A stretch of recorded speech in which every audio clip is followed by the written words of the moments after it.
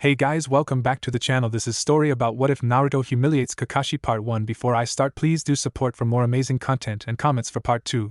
Do consider to subscribe my channel and share my video to your friends and check out the description as well. Let's start the video. The newly unmasked ninja, her voice full of pain, said, "I am useless as Zabuza's tool. Naruto, please." She paused to meet the blonde boy's eyes. "Kill me." Naruto stared at her for a moment in disbelief. How can she say that so calmly? How can she want to die? He thought as he stumbled back in surprise. "Why do you hesitate?" Haku demanded, taking a step forward to close the gap again. "I thought you wanted to be a great ninja." Naruto shook his head. "How can you say that? Do you really believe that's all there is to it?" he yelled. "Fighting and killing until there's only one person left standing?" His voice softened a bit. "There's a lot more to being shinobi than that. There are more ways of showing your strength than beating someone in battle." Haku felt her lips twitch into the start of a sad smile. "I've had this feeling ever since we met in the woods that you and me are a lot alike. Maybe in another life we could have been friends, maybe even more." She paused with a sad smile. "You know what it is I'm talking about. I'm only sorry that it is you that will have to stain your hands with my unworthy blood." Naruto gritted his teeth. This is the only way?" "Yes," Haku insisted. "You've lost your dreams and asked me to kill you." Naruto thought as he bowed his head. "The both of us are caught in this as shinobi. The weird thing is that you're right. If we met under different circumstances, we probably would have been friends," the blonde said out loud to receive a small nod of agreement from the girl. Pulling a kunai from the pouch on his leg, Naruto started towards the other, raising his arm as if for a single slash across the throat. Haku watched him, feeling oddly content. He will become strong. "Naruto, fulfill your own dreams. Protect those that are precious to you." The blonde drew closer, intent on killing her, but his thoughts were different. "You think I can kill you, Haku, but you don't understand. I won't kill you, not for that man. If I hit you with the flat of the kunai, I can knock you out. That should be enough." He began to swing his arm down. "Your future is death." Haku's head snapped up as the words carried to her ears. "Zabuza-sama." "Sorry, Naruto, change of plans," Haku yelled, catching the arm and whirling the unsuspecting boy around. "I'm not ready to die quite yet." She quickly began forming seals with one hand. "How could I have been so foolish? How can I ask for a merciful death, when Zabuza-sama still needs me? My last breath belongs to him." There was a swirl of mist as Haku disappeared, releasing Naruto from the hold she had had on his arm. Naruto stumbled and stared dumbstruck at the spot where Haku had been seconds before. Where? Suddenly he felt his body shudder. It felt as if all his energy had suddenly disappeared. "What's happening?" Naruto wondered. "Whatever that was, it's used up almost all my chakra. And I still have to find Haku." To his surprise, the fog was lifting. He glanced down the bridge and saw. His breath stuck in his throat. Kakashi and Zabuza were stood staring each other down. Between them stood the blood-drenched body of Haku. Kakashi-sensei's hand punched through her chest. She jumped in to save Zabuza. Naruto realized. "I never realized what a useful thing I had picked up that time," Zabuza was saying, while hefting his sword back. "He intends to cut through Haku and Kakashi-sensei both." "Haku!" Naruto screamed, watching as Zabuza's blade swept down. At the last second, Kakashi jumped out the way, taking Haku's body with him. Dropping to his knees, he laid the girl out on the floor carefully. Quickly, Naruto ran over to them both and dropped to his knees beside Kakashi. The girl was spitting up blood, and there was a gaping hole right through her lung. "Haku," Naruto murmured. He turned to his sensei. Kakashi had a sad look on his face. "Is she going to live?" Kakashi looked away from the blonde's anxious face. "Stay here, Naruto. This fight is between me and Zabuza." He stood up and walked past the blonde, though a hand fell on Naruto's shoulder for a second and squeezed in what was supposed to be a comforting gesture. Naruto turned his gaze on the girl, who looked up at him with happy eyes. "Naruto! Naruto!" Sakura yelled, running over with Tazuna in tow. "You're all right. I'm glad. Is Sasuke with you?" Naruto's face dropped, and he yanked his gaze away from her eager one. "Naruto," he heard her whisper, as if in question, or perhaps realization. He heard her run away down the bridge. Haku looked up at the blonde, whose face was fixed on the ground. "I'm sorry." Naruto turned his gaze onto the girl. "Hey, you ought to be preserving your strength. Don't talk right now." He grabbed one of Haku's hands. The black-haired girl smiled, even as a sudden wailing cry rose up. It sounded as if Sakura had found Sasuke. Naruto closed his eyes for a second, trying to push back the tears. "You'll see," Haku said, his voice barely a whisper. Naruto opened his eyes to look at him again. "Naruto-kun, know that I died fulfilling my purpose. It was an honor." The girl trailed off.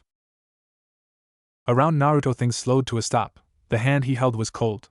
"Haku-chan," he murmured as the girl's eyes slid shut and her chest stopped rising. "Haku!" he yelled. Red fire flew over his hands, bathing Haku's body in its glow. Time for Naruto seemed to stop and go black. "Do you want to save her, Kit?" the QB asked. Naruto's vision returned and he found himself before a huge iron gate with a piece of paper holding it shut. The word "Seo" written on it. Looking further into the cage, he could see two crimson eyes. "You can save her," Naruto yelled back. "Heal her now." "I can save her, but to do so she will have to become your mate," QB replied. Naruto listened quietly. "You will also have to tear part of the seal off." "Why would she have to be my mate?" Naruto asked. "To save her, you need to mix your chakra and blood, along with my chakra, over her wound. By doing so you two will be bonded, making you mates," replied QB in a matter-of-fact tone. "So this is the only way to save her," Naruto silently thought. "Yes, and remember, I can hear what you are thinking, haha." An amused QB laughed. "Fine, I'll do it," growled the blonde. "Haha, fine, let's start. Cut your hand and place it on the hole in her chest." Naruto cut his hand and held it to the fatal wound. "Now channel your chakra and then mine to your hand." He quickly channeled his chakra, but he was having some trouble in channeling QB's, though he was able. As the two chakras and the blood mixed with the wound, a blue light surrounded both the blonde and Haku. Elsewhere on the bridge, Gato appeared on the bridge with a small army of thugs with him. "So, the demon of the mist is defeated? You're nothing but a little puppy devil. Luckily, I was never going to pay you. See, missing nin are much easier than shinobi from villages to hire, because after a missing nin is done, you can kill them while they're weak. I'll double the pay to the man that brings me Zabuza's head," haha, laughed Gato. With a quick look at each other, Zabuza and Kakashi nodded. "Kakashi, I see no reason to fight you now, but I still haven't killed anything yet. Say, first one to kill as many men of Gatas wins?" It's at this point everyone froze. It wasn't because of what Zabuza said, but because they can feel the chakra that was coming off of Naruto. They looked over to see the blue lights spinning around Naruto and the down form of Haku. "What is this chakra? It's as powerful as the QB's, but it doesn't feel evil," the copy nin wondered silently. "What is this power?" Zabuza started, but before he could think farther, Gata spoke again. "Kill them all now!" the tyrant of a businessman yelled. Kakashi and Zabuza quickly began to cut down the thugs like they were dogs. Later, at the end of the bridge, after Gato was killed, lay Zabuza with various weapons stuck into his back. "Looks like I win, Kakashi, haha," the ex-Miss Nin laughed. He stopped after a second and said in a sad, low voice, "Kakashi, I want to see her." "I'll take you to her," Kakashi mumbled as he took out the weapons carefully and then picked up the missing nin.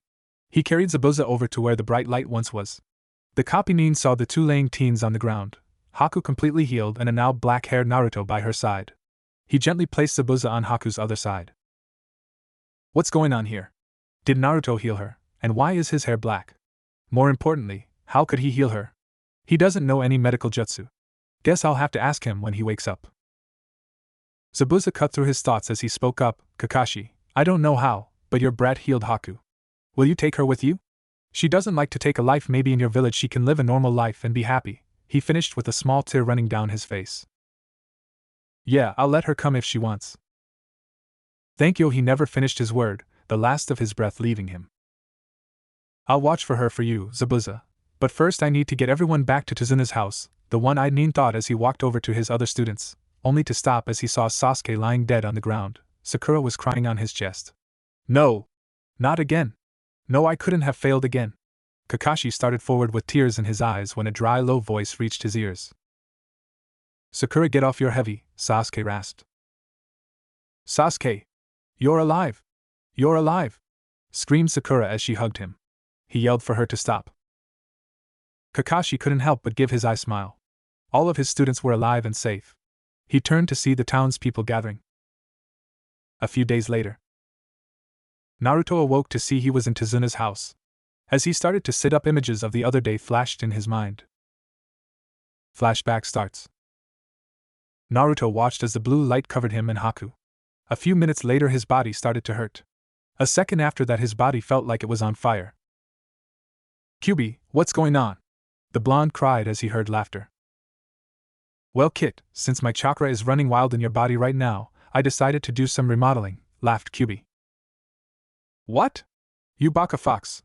Stop whatever you are doing!" Naruto screamed. The laughter stopped, and a low growl took its place. "Listen here, you hairless ape. All I'm doing is giving you a Kekkai Genkai. I will not have my container being some weak child who can't even defend himself." "Ooh, really? I'm getting something that could show Sasuke up?" asked a very hopeful Naruto. Kyubi ignored him in favor of explaining the changes. "Your Kekkai Genkai will have 3 parts: body, chakra, and sight. Now what they do is..." Flashback ends. Naruto was pulled from his thoughts by a voice at the doorway. "So are you feeling better?" Naruto turned to see Kakashi standing there with his eye smile. "I'm fine, but what about Haku? Is she alright?" asked the slightly worried teen. Well, Haku is fine, but she is at Zabuza's grave right now," said the one-eyed teen with an eye smile. "But what I would like to know is how you healed her, and why is your hair long and black?" Naruto shifted uneasy on what to tell him. "I made a bond with her, which made us like clansmen to each other. It happened when I healed her." He decided to leave out most of his new bloodline. He would tell the old man and Haku first. He also thought it would be best to tell Haku about them being mates before he told anyone else. "So then my hair turned black. He's hiding something, but he seems like himself. I'll let it slide for now. He must be very upset about seeing 2 of his friends die in front of him," Kakashi thought to himself. Then the lone-eyed Jonin spoke. "You know death is a part of being a ninja, but you should be happy we all survived." "I know, and I am. I'm going to find Haku," Naruto replied as he got up and left the room. Kakashi sat down, wondering what he could do for his student. I know how tough it must be for him to think that he lost a teammate and then a friend, which being up another question. When did the 2 of them become friends? Zabuza's grave. Naruto walked up to the girl sitting in front of a grave. "I'm sorry for Zabuza's death," he said as he sat down beside her. Haku silently nodded and they sat there for a couple minutes.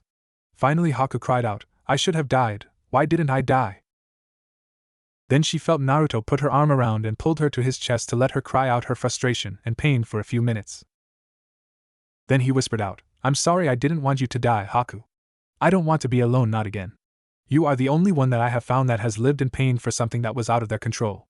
As he finished, the ice user felt a tear fall on the side of her face. As she looked up at his face, he said, "I want you to come back with me. I want you to be my friend, I want you to be with me." Haku cupped his face with her smooth hands. "We are alike, and we both have lived with the pain of our past." She pulled him into a hug. "I would like to be with you and go back to your village with you." The 2 stood there enjoying the warm embrace of each other. As it started to get dark, they decided to go back to the house to eat and get some sleep. As they walked in, they heard Naruto's annoying teammate, Sakura, also known as the Banshee, scream at them, "Naruto, where have you been? You just wake up and then go missing all day with her," she said, pointing at Haku with a look of disgust. Naruto got pissed at Sakura's words and retorted angrily, "Sakura, do me a favor and shut up the hell up. As to where I was and who I was with, that is none of your concern, therefore I have no need to discuss anything with you." He finished and walked past the shocked Sakura. As he sat at the table, he saw Kakashi hadn't looked up from his book and Sasuke was glaring at Haku. Naruto said in an angry tone, "You got a problem, team?" "I think that we should kill her, she's the enemy," replied a rather angry Sasuke. "Yeah, she tried to kill Sasuke-kun, she shouldn't be here," came in his bubblegum-haired fangirl, trying to gain favor with her crush. Naruto said, "Excuse me?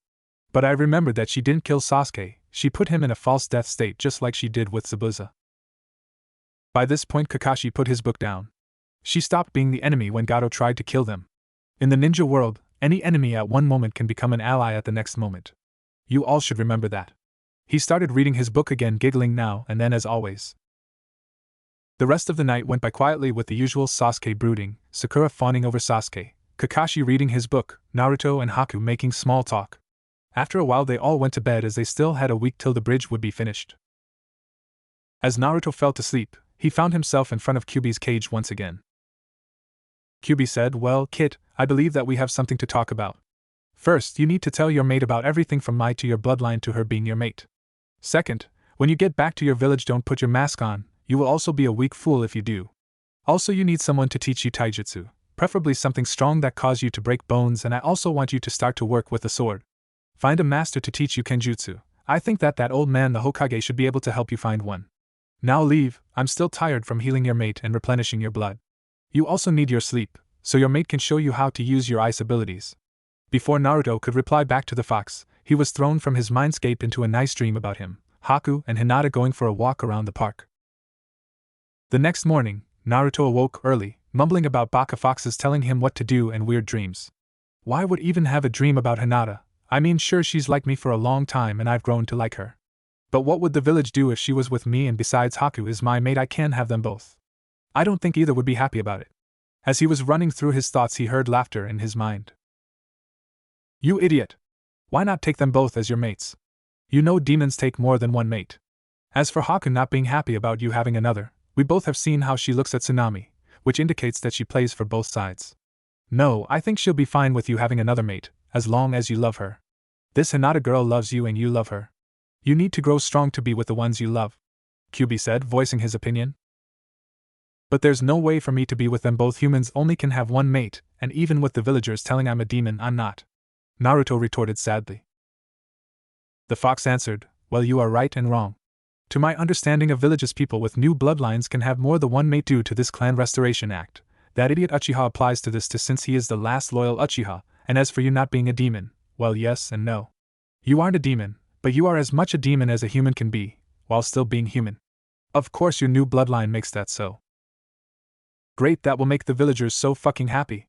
Well, at least I might be able to be with Haku and Hinata as long as they're both okay with it. Hey, wait a freaking minute, how are you talking to me? Naruto said in a sarcastic tone.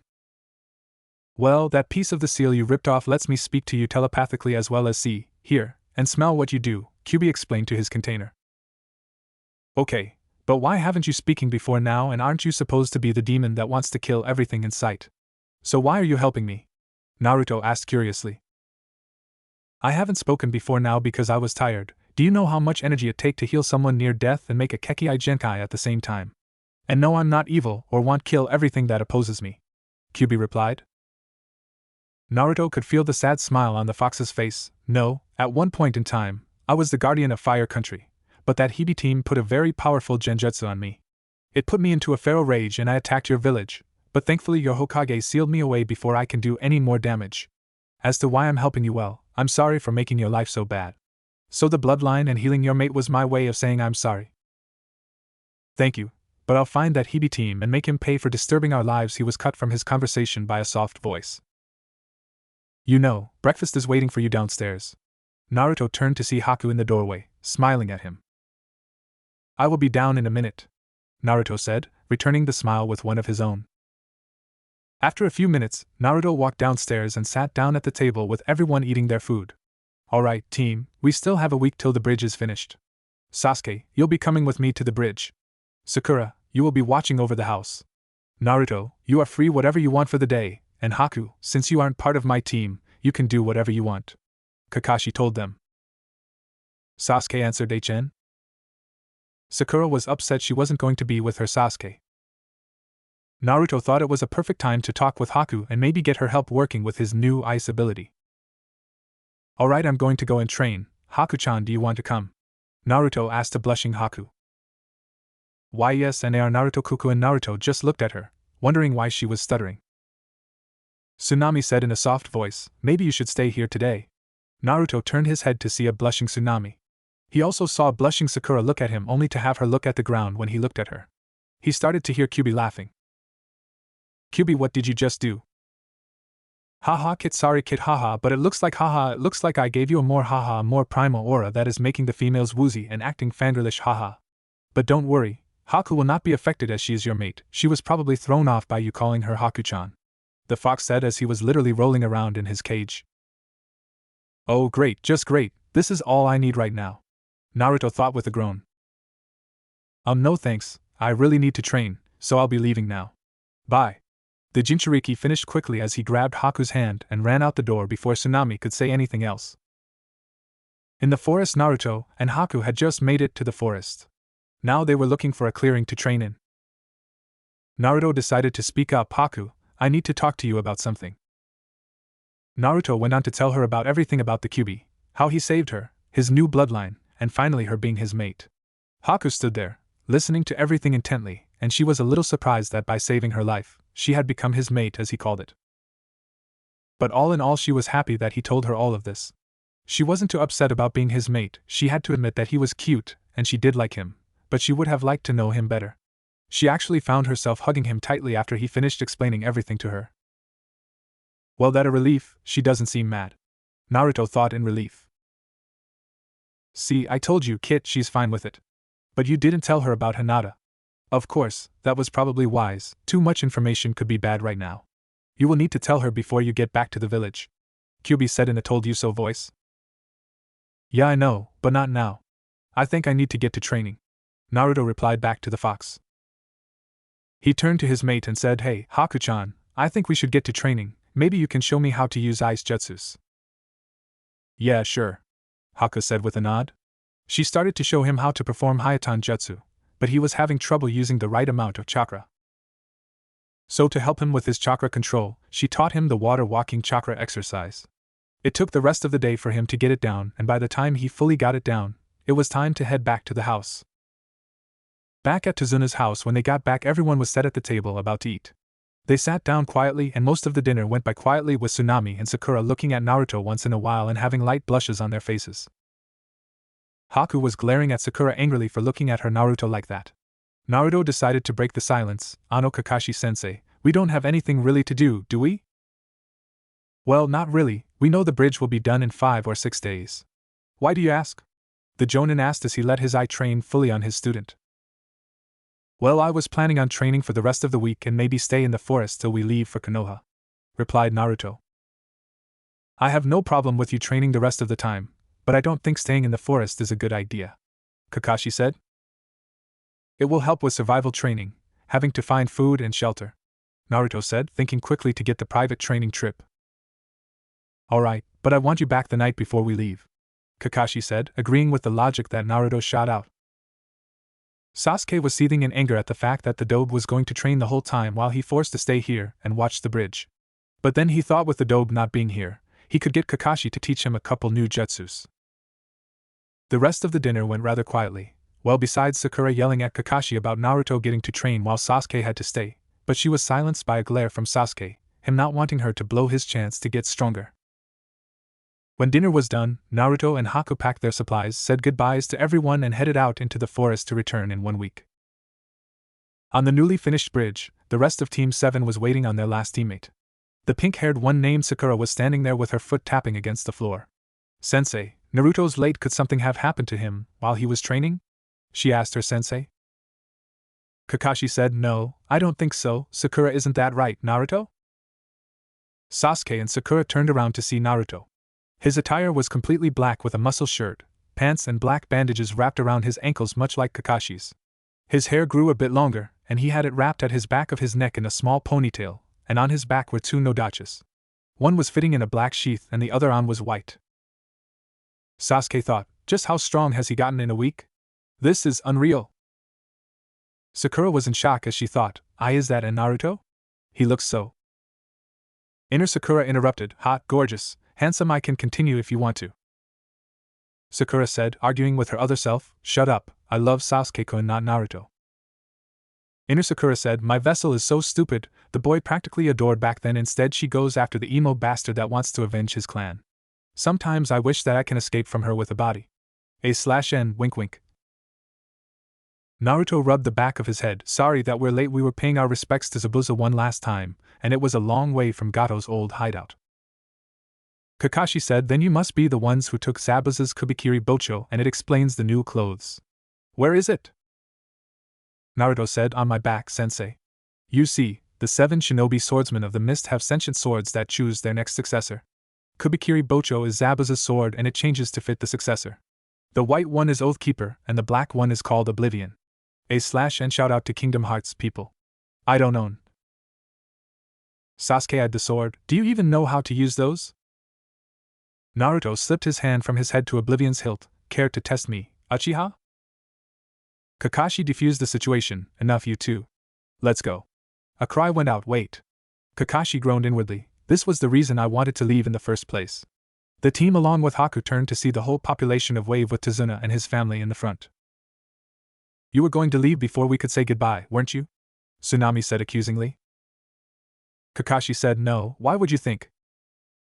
Naruto said, Sensei, your face says it all. Kakashi rubbed the back of his head sheepishly as Inari went and hugged Naruto. Will you come back soon? Naruto gave him a real smile. Inari, that is a promise in a lifetime. I will definitely come back soon to Wave to visit. Remember to always protect your family no matter what. Inari nodded and stepped back with Tazuna and his mother.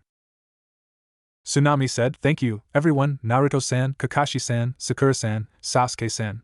She went and gave them all a hug except Kakashi for 2 reasons. 1, he was reading his book, and 2, she knew about Ika Paradise. Tazuna nodded to each of them, and the team along with Haku ran off on the bridge, waving to them, not knowing that the bridge was christened as the Great Naruto Bridge and a plaque was dedicated to the members of Team 7. They ran off to Konoha by jumping into the trees, and Sasuke asked, So, Dobe, what kind of training did you do? Naruto answered, Why are you so curious, Sasuke? You never bothered with me before or my training before. Sasuke dismissed the question, just tell me what you did. Naruto said, I went through physical conditioning, push-ups, sit-ups, pull-ups, etc. Then I sparred with Haku-chan, trying to work on my timing with Kage Bunshin, and that is all. Kakashi thought he is hiding something from Sasuke. It is better if he doesn't tell Sasuke since he still has that superiority complex stuck in his head. I will have to ask him to stay when we report to the Hokage.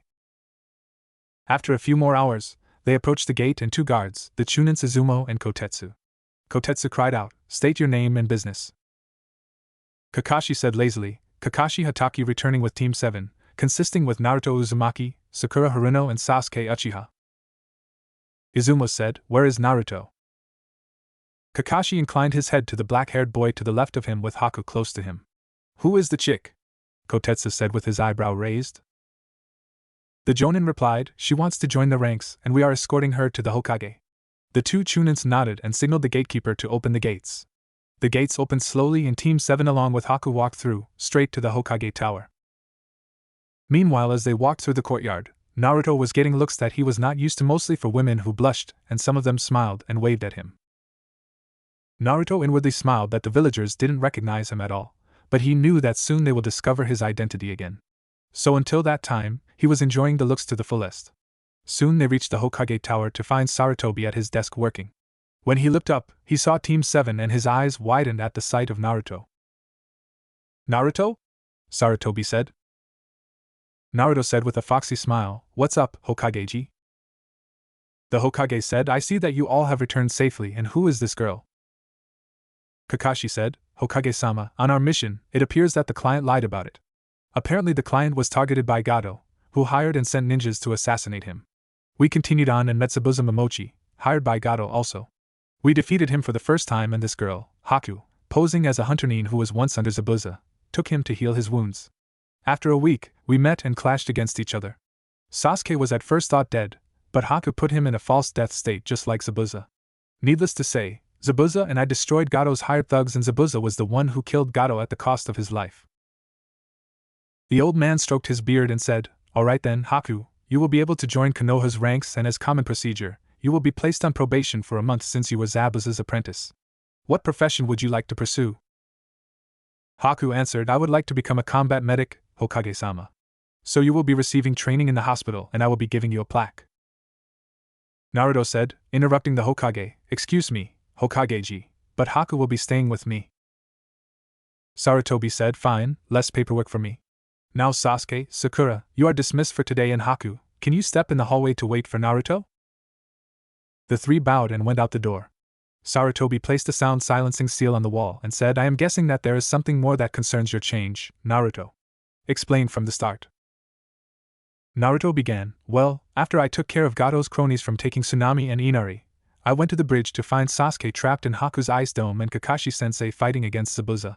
I went inside the dome to help Sasuke and tried to get him out by using shadow clones to distract Haku, so I can attack from the outside while he attacks from the inside. Haku was able to destroy them quickly and attack us using her speed.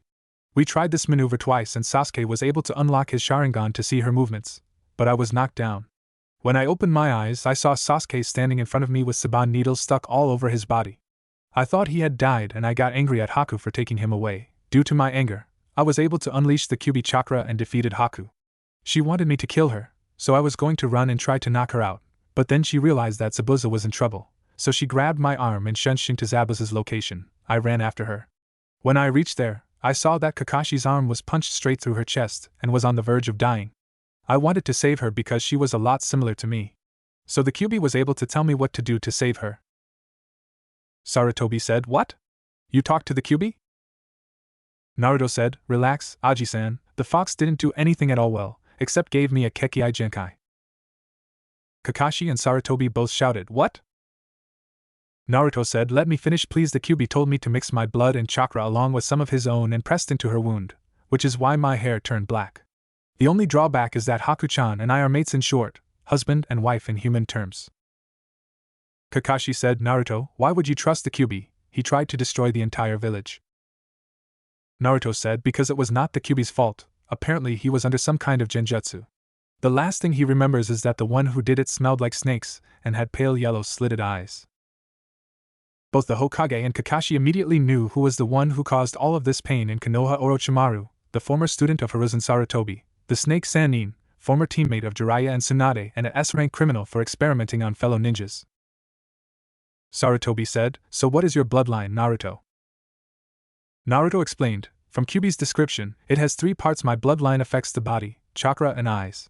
My body is much like a Hanyu. I have enhanced senses, organs, bones, muscles, chakra network, etc. I have more flexibility, a higher healing rate and pain tolerance. Now the Kyuubi made a secondary system that can channel his chakra without damaging my body, only reducing to a minimum, and it is immune to tampering. My chakra imprinted on Haku's, making me able to use the Hayatan, and my last part, my eyes allow me to see through genjutsu, which has been my weakest point, and able to track an opponent's movements. I am able to detect my opponent's next move from the slightest tension from their bodies and can move in the exact spot where they were at." The Hokage and Kakashi were in awe and shock. The Kyuubi made his container a practical bloodline gold mine. Now I also have 3 abilities. The first is that I give off a primal aura that makes the women act fangirlish and attracted to me. Kakashi and the Hokage both began to think perverted thoughts, and Naruto noticed those looks. "You two are so lucky that I have to explain this, or I would use Oiroku no Jutsu on you too.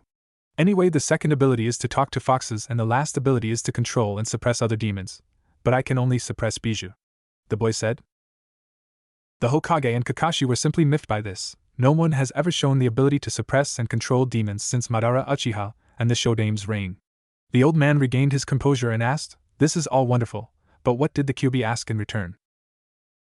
Naruto said, nothing at all. All he wants is that I kick ass because he doesn't want a weak jailer at all. He is still trapped, but he sees, hears and smells everything that I do." The Hokage said, "Very well, you are dismissed. You better take Haku home before it gets late." Naruto nodded and went out to meet Haku to escort her to his apartment, while Kakashi asked, "Is it like the first's bloodline?" Sarutobi replied, "Probably, due to who his father is, but I didn't think that the Kyuubi would be able to replicate it at all since it is dormant for some reason, but it is a wonder that the fox would do all of this to help Naruto." Kakashi said, "Maybe because of his pride. He is the most powerful of the Bijou, and if Naruto is his container, it is logical that he should be the most powerful of the Jinchurikis. Naruto and Haku tomorrow. Haku-chan, I will give you a tour around Konoha. But for now," Naruto said as he made 15 Kage Bunshins. "Okay, you get me some clothes before the villagers realize that it is me, you resupply my weapons and get me 2 wooden swords, you get us some food other than ramen, you go to the library and look up some wind and water jutsu along with a kenjutsu style, the rest can go to the apartment to accommodate Haku," Naruto said. The clones nodded and sprang into action. Naruto turned to Haku and said, "Well, then shall we go, Koriheim?" Haku blushed scarlet red and stuttered H-high. Naruto smiled and offered the crook of his arm, which she gingerly took it and placed her arm inside of the crook. The two walked toward the apartment, while Naruto kept her occupied by telling her stories of his greatest pranks. Haku giggled as she imagined the pranks that he had done over the years of his academy days. When they finally reached his apartment, Naruto noticed that Haku was a little reluctant to let go of his arm and inwardly smiled at the affection that Haku actually liked him a bit. He opened the door and allowed Haku to walk in. The apartment was a bit small, but cozy with a warm feeling to it. Naruto showed Haku to her room and gave her the privacy that she would need. Soon the clones came back with the necessities, and the one with the weapons brought the quality-grade weapons. But what caught Naruto's eye was the black trench knives that the clone felt compelled to buy. The clone in charge of the food bought vegetables, steak, and white sticky rice. Haku and Naruto ate together at the table this time. Haku told Naruto about her travels with Zabuza over their dinner. Soon as they were finished, Naruto inspected the library jutsu and kenjutsu style. The kenjutsu style was called Taketsuryu, translation, frozen dragon style. His clothes consisted of an assortment of dark blue, reds and black. Soon Naruto went to bed and fell asleep with Kyubi talking to him. Kyubi said, "Tomorrow, you need to work on your speed with your kenjutsu. Though your technique is good with the silent homicide style, you need to get some weights and fix up your taijutsu." Naruto replied, "Got it, Kyubi. I will need to find a taijutsu scroll that fits me the best. I think I will ask Hokage Aji-san tomorrow, and I got to work on my new jutsu too." Kyubi said, "Get to sleep, kid, you have a big day ahead of you." Naruto mentally nodded and went to sleep. The next morning, Naruto woke up and walked into the bathroom, still rubbing his eyes. When he looked up, he saw Haku, who was topless at the moment. The boy blinked once, twice, 3 times, and did the most logical thing that all naive boys do when it comes to the opposite sex: he fainted. Naruto woke up after a few minutes with Haku peering into his face. The Jinchuriki smiled at her, and slowly the memories returned back to his mind. His face paled and he backed away while bowing low. "Gomen nasai. Please don't think that I am a pervert, Haku-chan." Haku held her hand to her mouth as she giggled softly. "It is okay, Naruto-kun. I know that you didn't mean it at all. You are just not used to live with others still, and since we are technically married, it shouldn't be a problem between us." Naruto had a light blush as Kyubi chuckled at Naruto's predicament. "Ha ha ha ha ha ha. Kid, you and this girl are going to be some good entertainment for me, by the way. Tell her that she got nice breasts, 32C, and she is still growing a bit." Naruto said, "Shut up, Ero-kitsune, I am not a pervert. I don't know about Haku-chan's breast size, plus we aren't even married." Kyubi retorted, "Hello, the girl just said that you are technically married since you are mates. Plus you are a fucking ninja, which means that you are an adult. In conclusion, it means that you are able to enjoy the finer things in life such as alcohol and sex since you are able to kill. In terms, you are old enough to kill, you are old enough to drink and fuck like rabbits in heat." Naruto blushed a bit more as Kyubi continued, "Besides, your connection as mates is much deeper than your typical commitment. As mates, you are able to feel everything she feels emotionally, know her location, everything. It also means that if someone wants to date Haku, she wouldn't be attracted to that person and rejects that person, which gives you all the more reason to tell Haku about Hinata. If you imprint on Hinata as a potential mate, then Haku will do the same as well." Naruto replied, "I think that it is too soon. I will tell her when the time is right." Naruto cut the mental conversation as he heard Haku calling his name. She had a worried look on her face, and Naruto smiled at her to reassure her feelings that he was okay, and she didn't offend him in any way. Haku smiled softly in return and got up. "While you were knocked out, I took the liberty of making breakfast for the both of us." Naruto said, "Thanks, after this, we will go enter Konoha, but I need to make a pit stop at the Hokage Tower to ask him about some taijutsu scrolls that I can learn." Haku nodded. "That is fine, Naruto-kun. We can kill 2 birds with 1 stone since I need to see the Hokage about the hospital job." The two walked to the table to find hotcakes, eggs and sausage links on their plates. Naruto said, "Wow, Haku-chan, this is amazing." Haku blushed at his praise. "It's not much, and Naruto-kun." The Jinchuriki turned to her. "Are you crazy? I can never make eggs like this, I usually burn them." Haku's blush deepened as the couple sat at the table and ate their breakfast. After they ate and Naruto got dressed, they strode over to the Hokage Tower. Naruto listened to the gossip of the demon finally died on a mission and shook his head at the villagers' stupidity. He still had his whisker marks and blue eyes, but they couldn't recognize him because he had long black hair, a bit taller, and had lost his baby fat only to be replaced with muscle. "Humph, and they call me dead last," Naruto thought to himself. They approached the secretary, who ushered them inside to see the Hokage. "Naruto, what can I do for you?" asked the Hokage. Naruto said, "I would like to know if there are any taijutsu scrolls that I can borrow, so I can learn since mine is a little sloppy." The Hokage stroked his beard and said, "I think I might have one." The old man thought, "I will give him his mother's taijutsu style after all, it is rightfully his and I have a feeling that something will happen to it." The Hokage approached his library and pulled out a red scroll. "I think that this style will suit you well, Naruto. It is called the Raging Torrent style, made by one of our finest ninja here in Konoha." Naruto thanked him and Haku said, "Hokage-sama, I would like to know when does my shift starts at the hospital." The Hokage said. Let me check my records. Haku-san. Let's see. Yes, you will start tomorrow at 8 in the morning and end at 4 in the afternoon. Haku bowed. Thank you, sir. The two walked out, leaving Sarutobi to glare at the pile of paperwork. I hate you so much I will find your weakness, you son of a bitch. The old man thought at his most powerful adversary. Naruto and Haku the couple walked around the courtyard, showing her everything in the village. They first stopped by Ichiraku Ramen, where Tuchi and Ayam greeted them immensely despite that they didn't recognize Naruto at first with his long, black hair. Next, they went to the various training grounds and stores. After that, the last place that Naruto was taking her to happened to be his favorite spot. Haku-chan, hold tight, okay? Naruto said. Haku nodded and held him closer to her, as he Hyo-shunshin along with her for the ride. Minutes later she looked to see that they were on top of the Hokage monument, ironically on the fourth Hokage's head. Then she turned around to see the reason why that this spot was Naruto's favorite. You could see that the whole village was silhouetted by the sunset, making it have a soft glow radiate off of it. It's beautiful. Haku whispered. Naruto replied, yes it is, but I know something that pales in comparison. Haku asked, what? Naruto looked at her and said, you. Haku began to blush a scarlet red as she looked at Naruto's serious expression. They sat on the Yandame's head, watching as the sun sets downwards until night. Naruto looked down to see Haku sleeping soundly on his chest. He moved a strand of hair from her beautiful face. She looked so peaceful when she is sleeping. I better get her home now, he thought to himself. He shunshined back to his apartment, and went to bed in his current state, feeling too tired to get Haku and himself up to move into his pajamas. Plus Haku was latched on tight to his persona and he didn't have the heart to wake her up. Naruto laid himself on his back with Haku lying on his chest and went to sleep. Next morning, Naruto woke up early to train himself in his taijutsu with the raging torrent style at 6 in the morning after leaving a note for Haku to know where he was, and then he proceeded to have Kage Bunshin brush up on the silent homicide style, while he himself studied the Taketsu Ryu style. Then he would do some physical conditioning with some weights strapped to his arms and legs along with some meditation, and after that, he would practice his chakra control by walking on water like he saw this one girl with her hair wrapped in buns did. He figured out that it was not easy to do, but more challenging than the tree climbing exercise that he did with Kakashi-sensei. After his early morning training, he would arrive at 11 o'clock for his missions with Sasuke and Sakura, who would usually yell at him for being late, but Naruto didn't care about her opinion. This was his routine for 3 months, and over the time period, Naruto and Haku had gotten closer than ever by talking or going on dates. Naruto's hair grew and his ponytail ended at the middle of his back.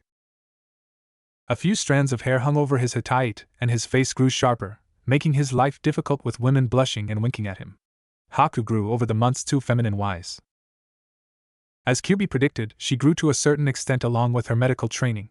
She learned that she could use the chakra scalpel jutsu in her Senban to cut off her opponent's internal systems without having to come up and personal. She changed from her mist attire to wear a navy blue mandarin collar shirt and standard jonin pants with white tape around her ankles. She learned swordsmanship also and used the Taketsu Ryu style as well. She named her katana Shurasuke, translation, White Moon. Naruto woke up with Haku lying on his chest. Ever since that day, Haku had gotten pretty comfortable with using his chest as a pillow. He smiled at her and made a Kage Bunshin and substitutes himself with it. Then he went out to do his morning workout and meditation, and then he met his team. He saw Sakura in front of 2 Tsunagenin. One of them was holding his friend and declared rival, Konohamaru Sarutobi, very tightly. The Jinchuriki moved quickly with Oathkeeper and Oblivion to aim at the boy's neck and arm holding Konohamaru.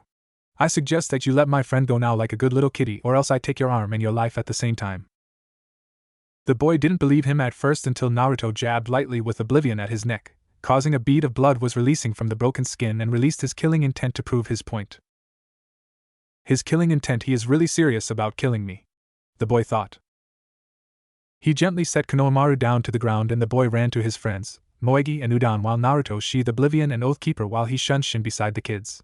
The boy growled and took out the bandaged bundle on his back and the girl said, Kankuro, don't. The boy known as Kankuro glared at the blonde girl and said, shut up, Temari, this kid needs to learn to respect his elders.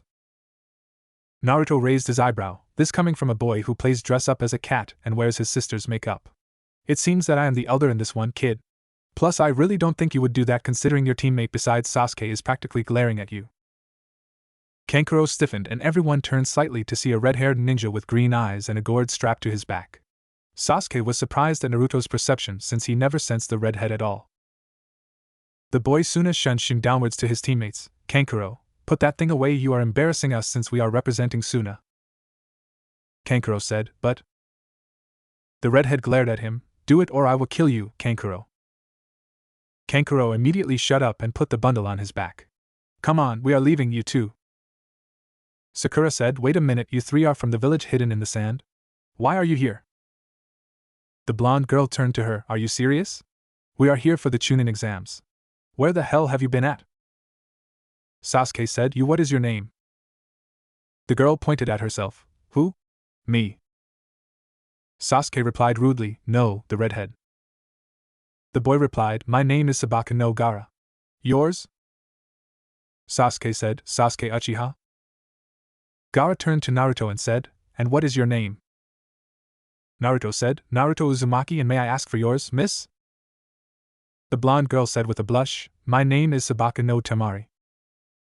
Naruto said, that is a nice name for a beautiful lady. I look forward to seeing you again, Tamari-san. Tamari had a light blush on her face, which enabled Kankuro teasing material for him to use against her. Gaara said, come on, Tamari, Kankuro. Then the boy thought to himself, interesting, mother wants the Uchiha's blood, but what is it about Uzumaki that intrigued me so much and makes me fear his power at the same time? I guess I will have to wait until the exams, I hate waiting. Naruto turned to Konohamaru, are you okay, Konohamaru? Konohamaru said, I am okay, Naruto and Aizen. That was so cool. Where did you get those swords at? Naruto said with a soft smile, let's just say a great person entrusted them to me. Now run along and try not to bump into anyone on the way either. Moegi said, can't you play with us? Naruto thought about it for a minute and said, why not? I got time to kill. Sakura said, Naruto, we have a team meeting today. The Jinchuriki replied, so? Sensei is usually 2 hours late anyway. Sakura retorted, but he might show up on time this time. Naruto replied coolly, you said that 3 months ago, now if he just so happens to show up early, tell him that I thought he was going to be late like always. Naruto ran off with Konohamaru, Moegi and Udan, leaving Sasuke and Sakura to go to the meeting place on the bridge. 2 hours later, Naruto showed up on the bridge with Sakura and Sasuke. Sakura growled out, don't say a word. Naruto smirked at her while Kakashi showed up, crouching on the railing of the bridge. Yo! The Jonin said. Sakura shrieked, you're late. Kakashi said, sorry, I was helping an old lady across the street like the gentleman I am. Sakura shouted, stop lying. Kakashi said, ignoring Sakura's outburst, now, I have an announcement, I will be entering you three in the Chunin exams, which will be held in 2 days' time. He looked at Sasuke's look of anticipation, Sakura's look of indecisiveness, and Naruto's look of impassiveness. The exams are completely individual choice, so if you don't want to go to the exams, you don't have to do it at all. The exam will be held at room 301 at the Ninja Academy. You are free of all duties until the exams start. Kakashi shunshin away, as did Naruto. Sasuke was seething that Naruto knew the Shunshin no Jutsu before he did, and Sakura ran after him to ask him for a date again, only to get rejected again. Naruto the Kyuubi said, the Chunin exams, eh? That means that there will be strong genin there, including experienced ones as well. Naruto replied, yeah, I will have to train harder to be ready for the exams. Kyuubi said, that Gaara kid, I felt something familiar from him, I sensed demonic power from him. I think you should concentrate some of your training in controlling my Yuki chakra, so you can get used to it and activate instantly. Naruto said, that is a good suggestion, I have a feeling that I am going to need it most likely. Naruto ended the conversation to walk inside his apartment to find Haku inside. Oh hi Naruto-kun, Haku said with a smile. Haku-chan? I thought you were at the hospital, Naruto said. The Hayatan user replied, they gave me leave since they have to prepare for something called the Chunin exams, so I am off for 2 days. Naruto said, so you too, huh? Haku said, are you in the exams? The Jinchuriki replied, I am thinking of going in the exams. I would like to test my progress to see if I am stronger than I was when I was back in Wave. Haku smiled, putting a hand over Naruto. I think you are stronger than before, Naruto-kun. If you need the exams to convince yourself, then I think you should go. Just be careful, some of the genin are taught to kill their enemies without any hesitation. Naruto smiled, thanks, Haku-chan, I will be careful. He gave her a kiss on the cheek, making her blush red and hold her cheek in a daze. Kyuubi thought as he chuckled, he has a way with words and actions, this kid is going to be a lady killer if he keeps this up. Over the 2 days, Naruto sparred with Haku and learned to control Kyuubi's chakra. He was able to control up to 2 tails only with his Yuki. After that, he felt that he would lose control if he tried to get the 3rd tail to activate, but he knew that he shouldn't need it at all due to Kyuubi's reassurance of Gaara's demonic level. He wouldn't need the demon fox's cloak at all, but the Jinchuriki was cautious about it. The number 1 of all ninja to survive was to never underestimate your opponent, which is why Naruto always lived. He got up and checked his inventory to seal his wooden swords, his trench knives, some of his kunai and shuriken along with the first aid kit that Haku made for him. He strapped on his 2 kunai holsters and told Haku goodbye, who gave him a kiss on the cheek for good luck. They were both blushing as Naruto walked out the door with Kyuubi in his head laughing at the two's reactions. He wore black fingerless gloves, brown boots that cover up his ankles, black baggy pants that gave up a slight bulge at the end since they were fitted inside the boots, and an indigo-collared custom-made muscle shirt. A/N, picture Virgil from Devil May Cry without his coat if I didn't describe it enough. If you had direct chakra to travel into it, it was capable of deflecting thrown kunai, and etched on the back was the kanji for honor and ice. The Jinchuriki met up with Sasuke and Sakura to his surprise, waiting for him. The 3 of them went inside the ninja academy to see that there were a lot of people on the 2nd floor. Team 7 rushed over to see that there were 2 genin that were up in front, blocking the door to room 301. Naruto looked at the 2 and recognized them as the Chunin guards. They must be the ones who are trying to weed out the weaklings for the competition, thought the Jinchuriki. Before Naruto could tell anybody about the disguise, the ever-arrogant Uchiha said, "Yo, release the genjutsu on the sign, I got business on the 3rd floor." The disguised Kotetsu attacked Sasuke and the Uchiha relented by sending a kick of his own, but a bull-haired kid came in the nexus of their kicks and stopped it. Then a bun-haired girl dressed in a pink Chinese-style shirt and green pants came over to the green spandex-wearing kid to knock him upside his head. "Lee, I thought we agree on not revealing our skills," Lee said, "but Tenten?" He looked at Sakura and Tenten followed his gaze to see Sasuke and Naruto. She sighed and then a new voice called, "Hey, you with the scowl." Sasuke turned to see a Hyuga with a smug look on his face. "What is your name?" Sasuke said, "Uchiha Sasuke." The Hyuga replied, "Niji Hyuga? I look forward to see you in the exams." "Lee, Tenten, let's go." The team went upstairs and soon afterwards, Team 7 followed them. As soon as they were proceeding upstairs, Lee called down to Sasuke, "Sasuke Uchiha, I challenge you to a duel." Naruto said, "Sasuke, we have no time for this." Sasuke said, "I have plenty of time to beat this freak." Naruto said, "Sasuke, never underestimate your opponent." Sasuke didn't listen and Naruto sighed, "Fine, but don't say I didn't warn you at all." Naruto left to go upstairs to see Tenten waiting for Lee. "Hello, you are Tenten, right?" Naruto asked. Tenten said, "Yes, and you are?" Naruto held out his hand. "Naruto Uzumaki, nice to meet you." Tenten took his hand and gave him a firm handshake. "Do you mind if I see your swords?" Naruto smiled. "No, not at all." He unsheathed Oathkeeper and Oblivion with a ring and held out the hilt of Oblivion for her to inspect. "I have never seen a sword like this before. What is her name?" she asked curiously. The Jinchuriki replied as he took it back and gave Oathkeeper to her. "Oblivion, and this one is Oathkeeper." Tenten said, "Both of them complements each other. Oathkeeper seems like a defensive weapon to protect and Oblivion seem like the offensive. Together, they are unstoppable if they are used correctly." Naruto said, "You seem to know your weapons, Tenten." Tenten said, I plan to become a weapons specialist after all." Naruto said, "I hope to see you in the exams then, Tenten." Tenten said, "As do I. Have you seen Lee?" Naruto said, "Preferably, he is probably kicking the Uchiha's ass now due to the speed he did display against those Chunin." Tenten said, "Chunin? Those were genin." Naruto replied, "No, those were Chunin, preferably the ones that you see guard the gates." Tenten said, "How?" Naruto said, "The henge no jutsu." Tenten slapped her forehead, not realizing that the Chunin fooled them with a simple henge. Naruto said, "Well, we better wait for them by the doorway." Naruto and Tenten walked together to the doors leading to room 301. Kyuubi said, "She is cute. I bet she will be even cuter with those ridiculous buns on the top of her head. She reminds me of a panda or Mickey Mouse." Naruto said, "Kyuubi, is that really all you think about? Women?" Kyuubi said, "No, I think about booze and how many ways I will kill, maim and or torture that snake bastard when we find his slippery ass." Naruto's sweat dropped as he said, "I should have never even asked about it." He was disturbed when Tenten waved her hand in his face. "Hey Naruto, are you okay?" she asked. Naruto said, I am fine, I am just thinking about the exams. Tenten said, you are nervous, aren't you? The Jinchuriki replied, I am a little, this is my first time taking these exams. Tenten said, don't worry, I am sure that you will be fine, plus if things go wrong, we will bail you out.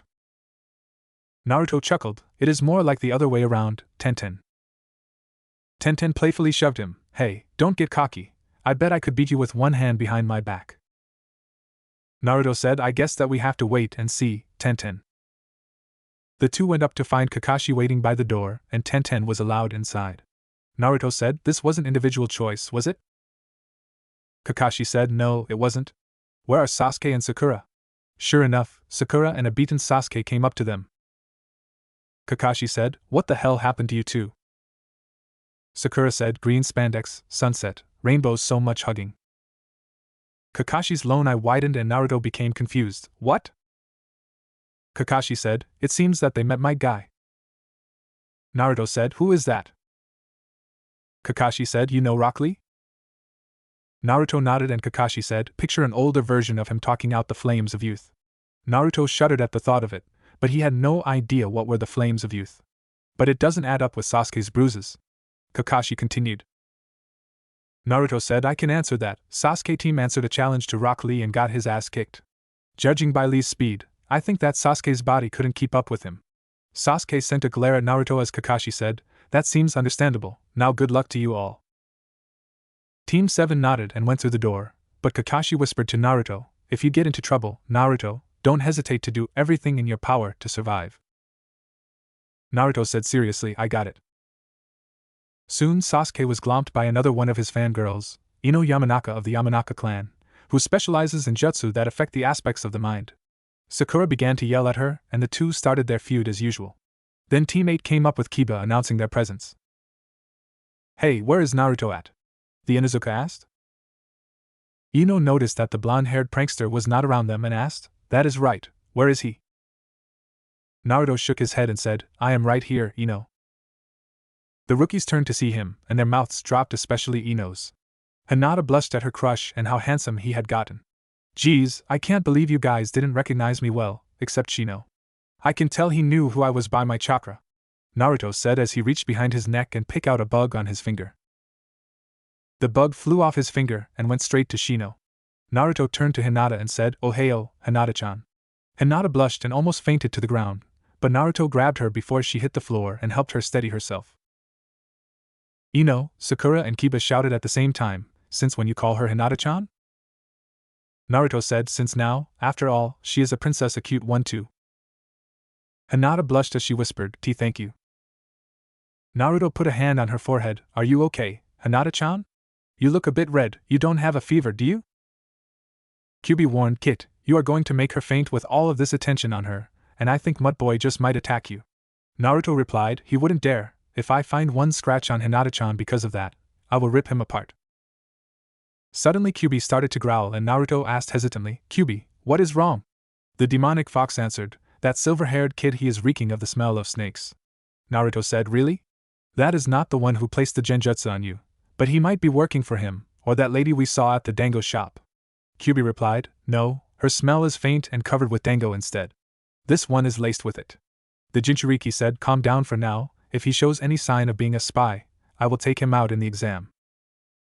He focused on the newcomer, who introduced himself as Kabuto Yakushi. Naruto instantly searched his memory for that name and remembered that he is a medic, trained by his adoptive father, who was one of Konoha's finest. If he was a spy, he would be essential to a person who hated Konoha. Sakura asked, is this your first time, Kabuto-san? Kabuto said, nope, this is my 7th, but I have gotten some good information over the years. Want to see my ninja info cards?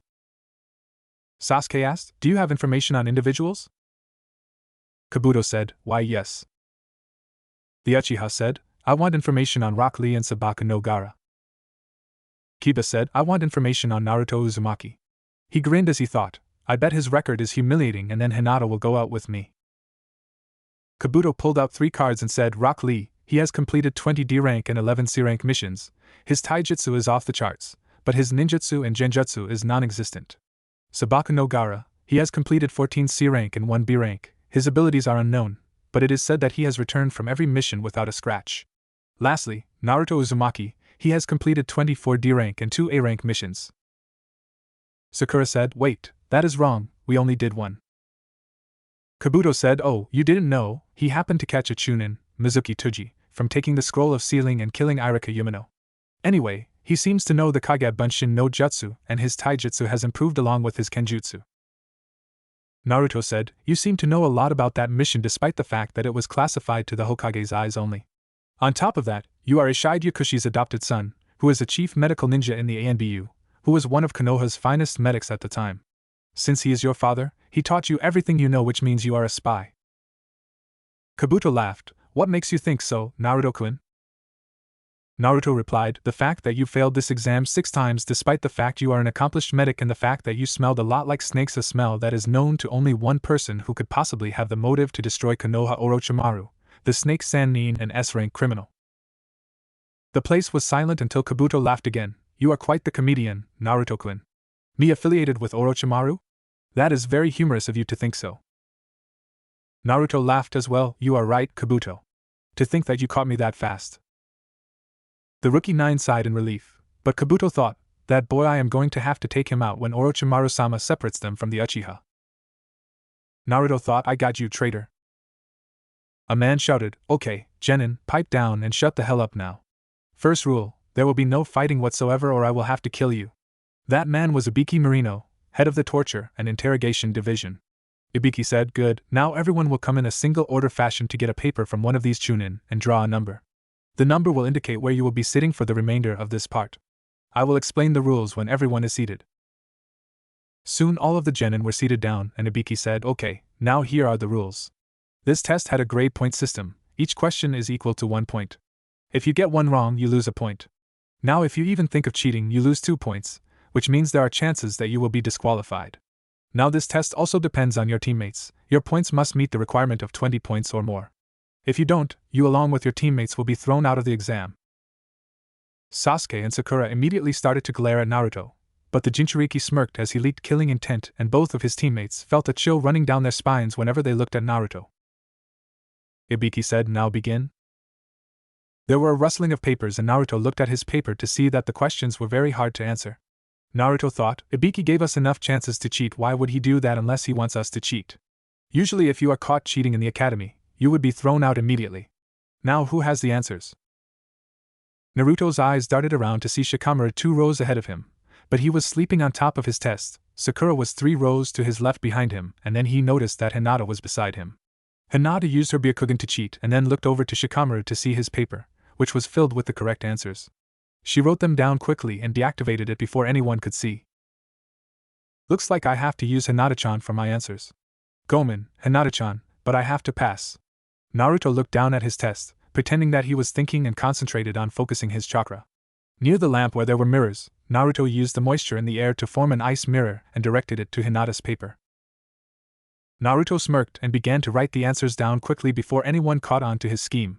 He noticed that Sasuke used his Sharingan to copy the person's pencil movements, Tenten used the mirrors to help her and Lee with the answers, and Gaara used sand to blind and looked at random Genin's paper. Naruto found Hinata was glancing to her left to watch his movements, so he decided to turn his eyes on her and winked at her. Hinata blushed and turned away while doing her occasional habit of pressing her pointer fingers together. Kyuubi said, Naruto, stop teasing the poor girl or she will die of blushing. Naruto said, what? I just show her that I am okay. Ibiki said, okay, now for the 10th question. This depends on your answer with a few more rules. If you answer this question incorrectly, you and your team will automatically fail and never be able to take the exam again. Kiba shouted, that is some bullshit, there are many genin here that were here from last year. Ibiki said, too bad, they were lucky enough that they didn't have me. This is my classroom and my rules are law here. Got it, puppy? The proctor continued, but I will be nice. If you don't want to answer this question, then you can quit and will be able to take the exam again. Now for those of you who don't want to take the 10th question, raise your hand now. Many hands rose up in the air in silence as various ninja and their teams failed due to their fear. When Naruto noticed that the room was almost empty, he started to laugh, making Ibiki look at him. What is so funny, Uzumaki? Ibiki asked. Naruto replied, the fact that you fooled the idiots who left about being able to ban them from the exams. You use the fear and cause turmoil in their minds to torture themselves. No wonder you are dubbed as the Mind Reaper, but I don't think it is going to work on us. We are smarter than that. Ibiki thought, this kid, he is very smart to catch on, and with his words, he diffused the atmosphere I just created. The proctor said with an evil smirk, just for that, Uzumaki, you have just sealed this room's fate. As a result, you all passed the first part of the exam. Sakura said, what? What about the questions, and what was the point of the 10th question? Ibiki replied with a smirk, you can say that the decision to stay or leave was the last question. The other 9 questions were there to test your information gathering skills. You had to cheat in order to pass, so there were 3 Chunin disguised as genin in the room with the correct answers. Those of you who cheated poorly were eliminated and the team suffered. Sometimes, information is more valuable than life itself. People risk their lives on missions, and certain information can be the difference between life and death. People will do anything to acquire it. He revealed the scars in his head. You must be vigilant if the enemy happens to capture you and endure any pain. Sasuke thought, the after effects of torture. A black form burst through the window, laughing at the examinees. All of the students' eyes went wide as the newly revealed kunoichi threw 2 kunai into the ceiling, pinning the black cloth that previously surrounded the kunoichi to the ceiling of the room. The figure wore a tan trench coat, a fishnet bodysuit, and orange skirt. She started to speak in a demanding tone, I am Mitarashi Enko, your second examiner for the Chunin exams. Now everyone get off your asses and follow me to training ground 44. Omake, is this your first time, Kabuto-san? Sakura asked. Kabuto said, no, this is my 7th time, but over the years, I have defeated some people and gained powerful cards. Want to see my Pokemon cards? Naruto took out Oathkeeper and Oblivion to cut off Kabuto's head. Sakura yelled, Naruto, why did you do that? He just wanted to show us his Pokemon cards. Naruto said, you are so stupid, Sakura. Sakura said, what? Ino said, Kabuto was a spy. Sakura said, what? How?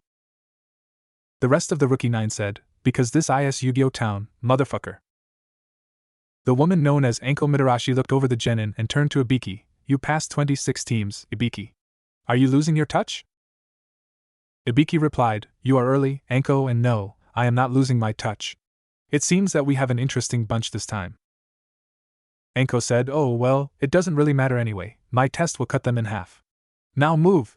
The genin filed out of the room to follow the lady, who seemed to be scarier than the last one. After the genin left to follow Enko to the next location, Ibiki began to pick up the papers on the desks until he came up to one with a note addressed to him. Ibiki, I would like to inform you that Kabuto Yakushi is in league with S-rank criminal Orochimaru. He seems to know a lot of classified information, including the one that was involving with the capture of traitor Mizuki Tuji. I plan on pursuing him in the exams, or most likely he will try to find me. I need you to report this to the Hokage and have him send ANBU while I will stall Kabuto. I will use the Kyuubi's chakra as a beacon to help them find our location. Naruto Uzumaki. Ibiki immediately performed a shunshin to the Hokage's office to report this urgent matter to him. Forest of Death. This ground here, kiddies, is training ground 44, also known as the Forest of Death. Why is it named that? Well, you all will soon know the meaning of the name, Enko said. Naruto replied, it doesn't look like much to me. Enko looked at him, and the Jinchuriki noticed the evil glint in her eye. She threw a kunai at Naruto, who deflected it with Oathkeeper in hand. Then Enko came up behind him and said, young ones like you have a tendency to die first. She cut his cheek only for Naruto to disappear. Enko felt the cold steel of Oathkeeper against her neck as Naruto said, rule number 13. Always be ready for unexpected surprises. Sasuke thought, so fast, he is almost as fast as that Lee kid. He is definitely stronger than before. Hinata thought, Suga, Naruto-kun. Kiba growled as he thought, so what? He will never be able to beat me, he is still a dope. Then I will take Hinata away from you and force her to have my pups after I humiliate you, showing her the flaws that you have. Enko said after Naruto stepped back and withdrew his weapon from her jugular, well, here is the test. There is a tower in the middle of this forest. Your objective is to reach the tower with these 2 scrolls. She pulled out a white and black scroll, each adorned with the kanji for heaven on the white and earth on the black. The Tokubetsu Jonin continued, your team will receive one of these scrolls. Half is earth and the other receives heaven. You will have to battle each other to get the scroll that you need. The rules are that you must come to the tower within the period of 5 days. You must have your entire team with you to get into the tower. If one of your team members are dead or incapacitated, your team is disqualified. The last rule is that you must never open the scroll at all circumstances. If you do well, Let's just say that bad things will happen. Now everyone that wants to continue must sign these death waiver forms, meaning if you just so happen to die, I am not responsible for your death. We will have a 15-minute break for you to discuss with your team. The genin scattered to their teams to sign their forms. Naruto signed his instantly and began to search for Kabuto. He found him over by one of the Chunin who was giving them the scrolls.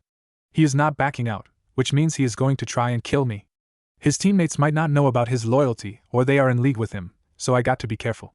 He thought to himself. Kyuubi said, just make sure you kill him. With this Kabuto character out of the way, Orochimaru can no longer heal himself since the traitor is probably his personal medic/boy toy.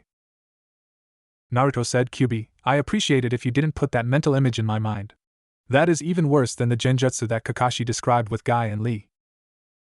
Kyuubi said, good point. So the teams all went to get a scroll and Naruto got his scroll and gave Sasuke a duplicate. Something in his gut told him that giving the scroll to Sasuke was a bad idea.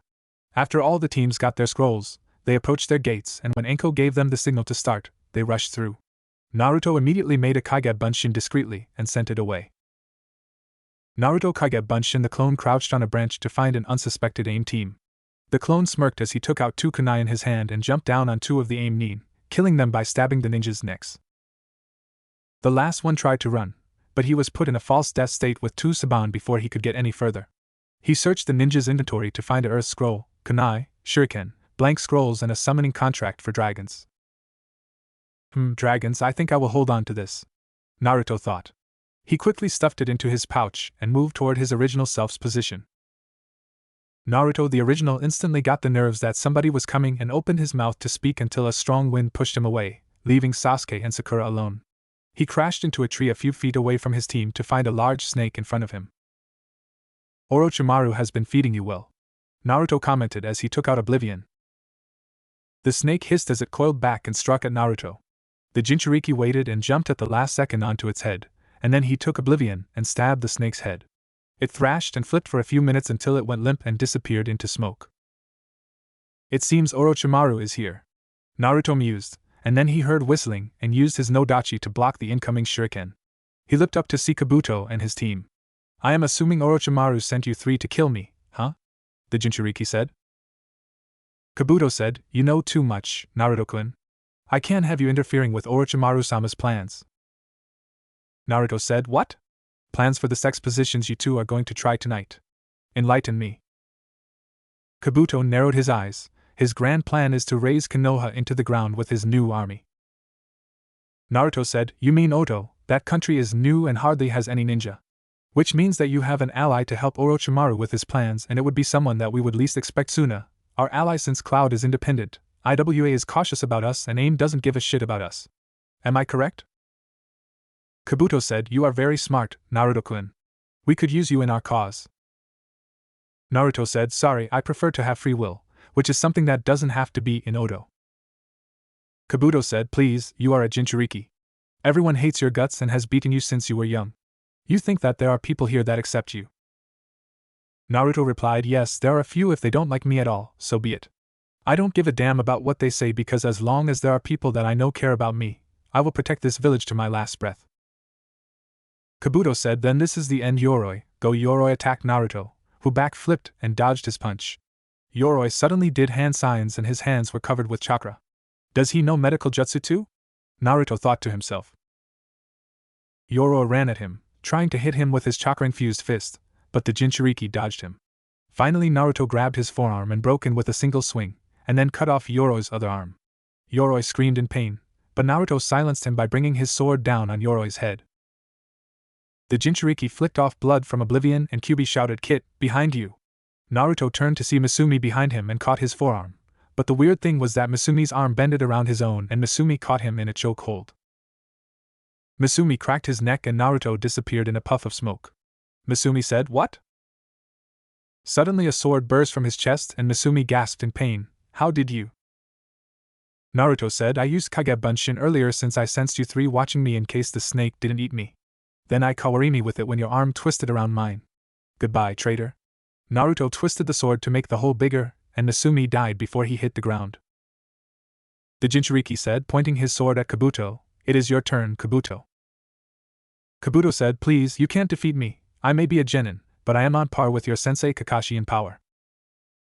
Naruto said, Rule number 3, never underestimate your opponent. Kabuto did hand signs and chakra covered his hands, which Naruto took out Oath Keeper and moved into a stance. Kabuto charged at him, striking at Naruto's head, but the Jinchuriki jumped back while swinging Oath Keeper at Kabuto's face. Kabuto moved back to avoid the strike by a slim margin and retaliated with a strike on his own. His hand was able to touch Naruto's bicep, and Naruto recoiled back. His arm became limp. Damn it, he cut the muscle Kyuubi. Kyuubi said, I am working on it, it will be up and running in 7 minutes. In the meantime, try to kill that motherfucker. Naruto thought, working on it, Kabuto's strong. Naruto used the time to dodge Kabuto's attacks with his chakra scalpels and kunai at him. Just give up, Naruto-kun. You are nothing to Orochimaru or me, Kabuto said.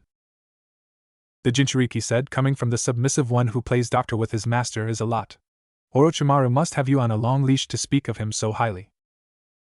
Kabuto said, do not speak of Orochimaru-sama like that. He is a great leader. Naruto replied, sure, if he was a great leader, then why he isn't Hokage? Oh, I know, because he is a complete sociopath. I mean, sure, he was a great scientist and all, but using people for painful experiments, and most of them were comrades. I'd rather go to IWA than serve under his gay ass.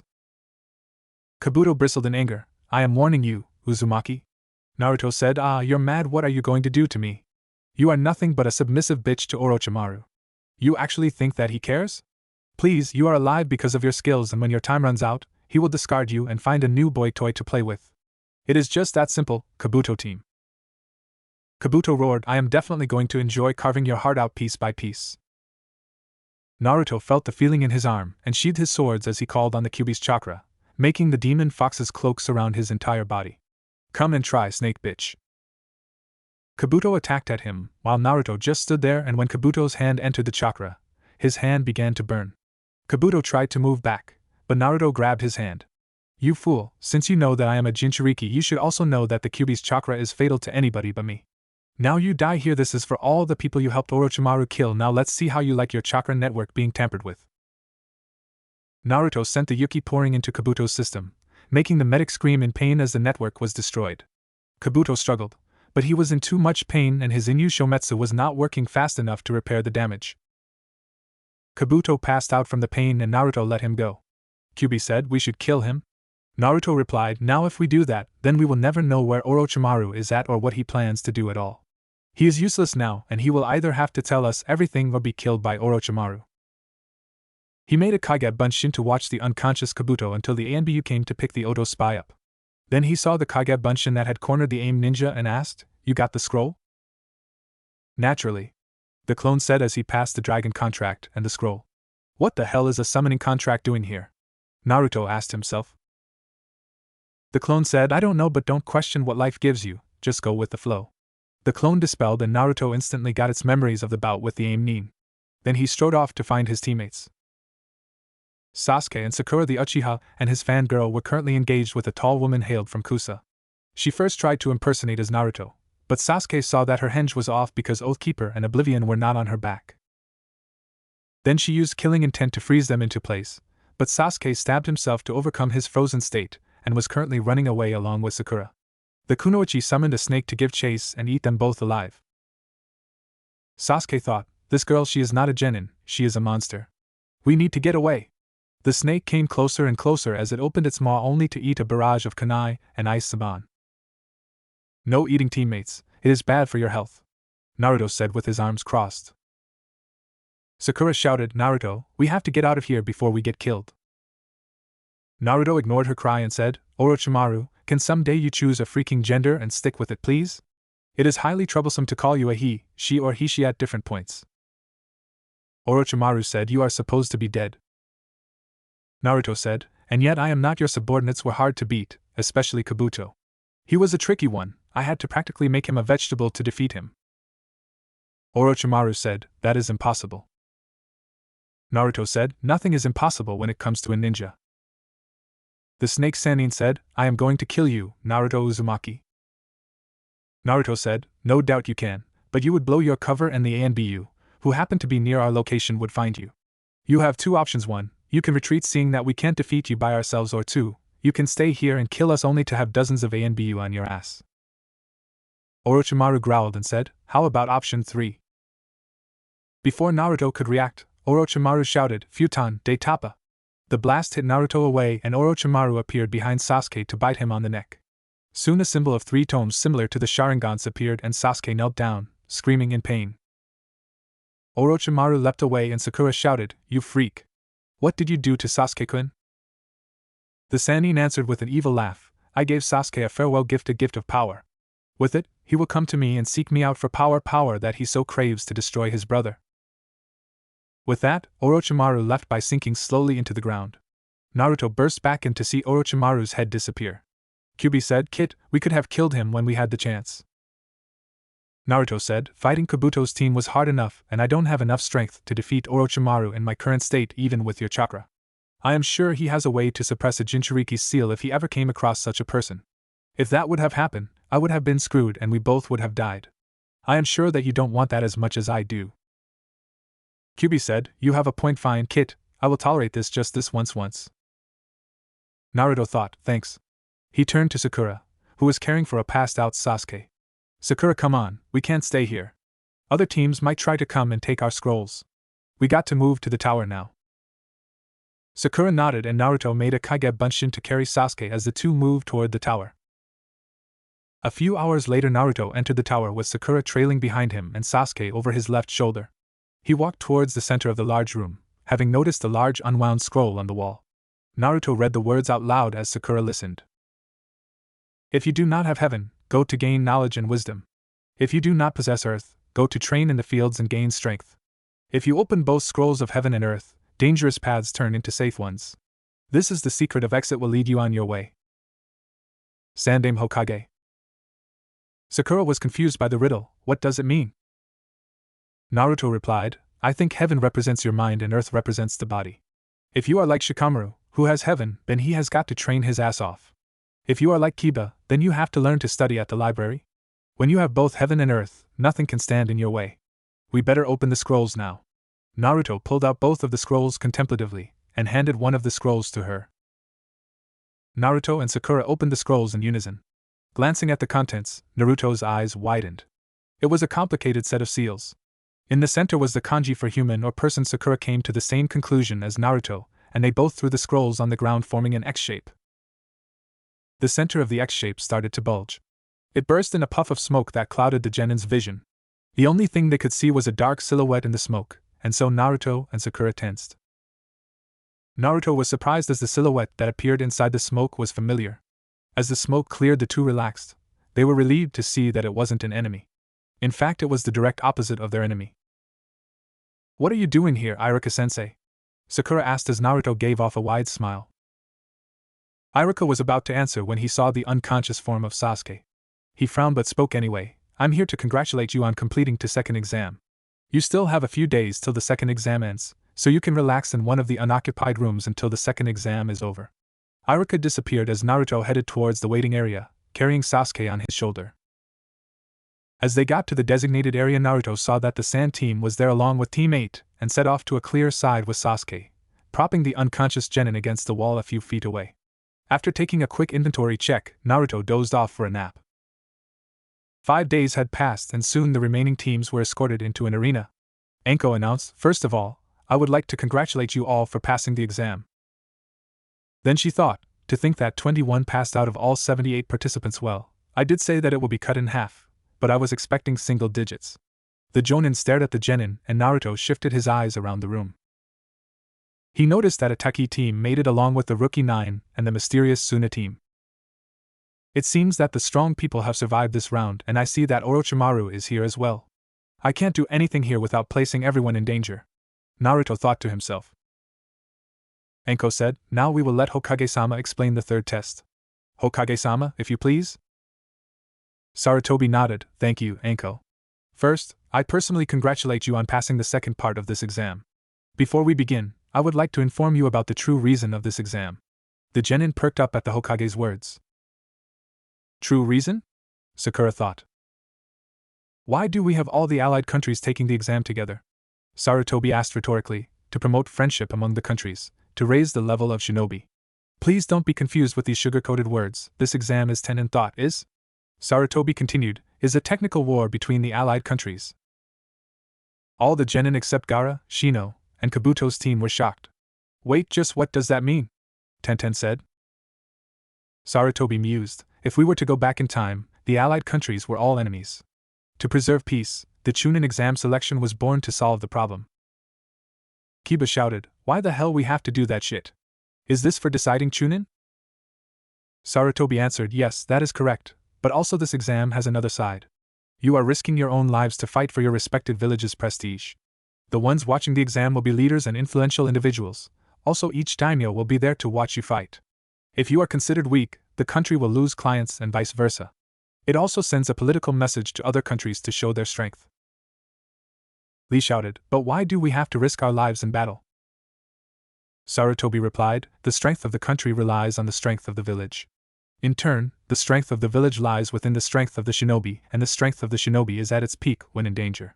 It is to show off your own strength, which only has meaning when your life is at risk. That's why those who came before you have fought in the Chunin exam for this dream that is meaningful. Tenten said, but why do you say stuff about this exam being for friendship? The Hokage said, like I said, I don't want you to confuse this purpose. By losing life and establishing balance, this is the shape of friendship in the world of the shinobi. Now before we begin the third test, I will tell you one more thing, this is not just a test. This is a battle with your dreams and your country's prestige on the line. Gaara said, can you hurry up and tell us what this life-risking battle entails? The Hokage said, hi, I'd like to now explain the third test now, but then a sickly-looking Jonin interrupted, actually, I would like you to allow me, Gecko Hate, as a referee. Sarutobi said, by all means, Hate-san. Hate gets up from his kneeling position and turned to the genin. Hi everyone, I am Hate and there is, something that I would like you to do something before the third test. Naruto looked at him with a raised eyebrow, what the hell? This dude looks so sick, but I am guessing that he is using that look for people to underestimate him. Hate said, it's a preliminary for the third test to decide who gets to participate in the main event. Sakura said softly, preliminaries? Shikamaru shouted, preliminaries? The hell does that mean? Hate coughed, simple, there is too many of you since the first and second test has been way too easy for you guys. According to the rules, we must have a preliminary and reduce the number of the participants. As Hokage-sama said, there are many guests here, so the fights will take too long. If those of you feel like quitting may do so now. One of the Taki-nin raised his hand, I need to quit, my leg is broken and I just came here to help my team pass. Hate said, your name? The boy answered, Genji Kishimo. Hate checked off his name and nodded to Genji. Genji nodded to his teammates, Natsumi, Akito be careful. Natsumi nodded and Akito scoffed as he whispered, I don't need luck. Genji hobbled away from the arena as Hate scratched off his name. Sasuke watched as he passed the other students and thought, he looks like a weakling anyway. Hate said, so no more retiring? Nobody moved from their positions and then the Jonin said, okay, then let's continue the preliminaries. This preliminary will consist of one-on-one fighting. You will basically fight as if you are in a real-life confrontation. Since we now have an even number, we will conduct 10 matches and obviously the winners will proceed to the third test. Rules: there are no rules, the fight continues until one of you is dead, unconscious, or I declare the winner of the match, and the object that controls your destiny is. Anko muttered in her mic, open it. A wooden panel opened up to reveal an electric scoreboard. Now let's announce the first match. Hate said with a cough. The scoreboard began to flash through names as the genin looked on in anticipation. Suddenly the scoreboard stopped on two names, Uchiha Sasuke versus Akito. Sasuke said, already the best is always first anyway. Naruto replied, don't get cocky, Sasuke. Sasuke retorted, whatever, dope. Just be sure to give me those swords of yours when you lose against me. Naruto replied, over my dead body. Hate said, now will the two entrants step forward as the rest go upstairs to the balcony. Naruto went to stand beside Hinata and she blushed as he smiled at her, making the Inuzuka growl lowly. Sasuke and Akito faced each other as Hate said, the two participants in the first match are Sasuke Uchiha and Akito of Taki, are you ready? Sasuke said, yeah. Akito said, let's go so I can kick this guy's ass. Natsumi thought, Akito, don't underestimate him. Even though you are the son of a noble in Taki, it doesn't mean that you are invincible. Hate said, fight. A/N, since no one cares about the damn Uchiha or his skills, let's just say that he won and move on. Next match is Shino Aburame vs Sakuabumi. Hate said. The screen flashed to have Shino Aburame vs Sakuabumi. Who the hell is this loser? The idiot said. Shino looked at Zaku and said nothing as he walked downstairs. Hinata asked, "Do you think that he will be okay?" Naruto said, "Don't worry, Shino may be quiet, but he is strong. I doubt that sound guy could beat him." Hate said, "Begin." Zaku attacked first by running close range, hoping to end it quickly. Shino brought up his arm to block his attack and Zaku said, "Idiot. Zankuha." Zaku opened his hand to reveal air holes implanted in his arms and shot a sound wave, blasting Shino off his feet and to the ground. "Heh, he is done." Shino got up. "Are you sure about that?" Zaku said, "TCH, this time I will get you for sure." Zank. Shino interrupted, "I wouldn't do that if I were you." Zaku said, "What the hell are you talking about?" Then he heard a soft clicking sound and looked behind him to see a horde of bugs converging on his position. Shino said, "The way I see you have three choices. The first one is that if you attack me, my Kikachu bugs will attack you and devour your chakra. The second is if you attack my bugs, then I will have the opportunity to attack you. The third, which should be the smart choice for you, is to give up and you will be able to walk away from this without going to the hospital." Zaku said, "It would be wise not to underestimate me, you forget." Zaku turned to his side and aimed his arms at Shino and the bugs. "You forget that I have two arms, I will blast you and your stupid bugs away." Zankuha. Zaku's arms suddenly imploded from the inside and the Oto ninja screamed in pain, "But how my arms?" Then he saw bugs crawling from his air holes. Shino said, "You think I would just let you hit me like that? I sent some bugs silently onto your body when you hit me and the rest was able to get to your arms when I stalled for time." Zaku said, "You bastard."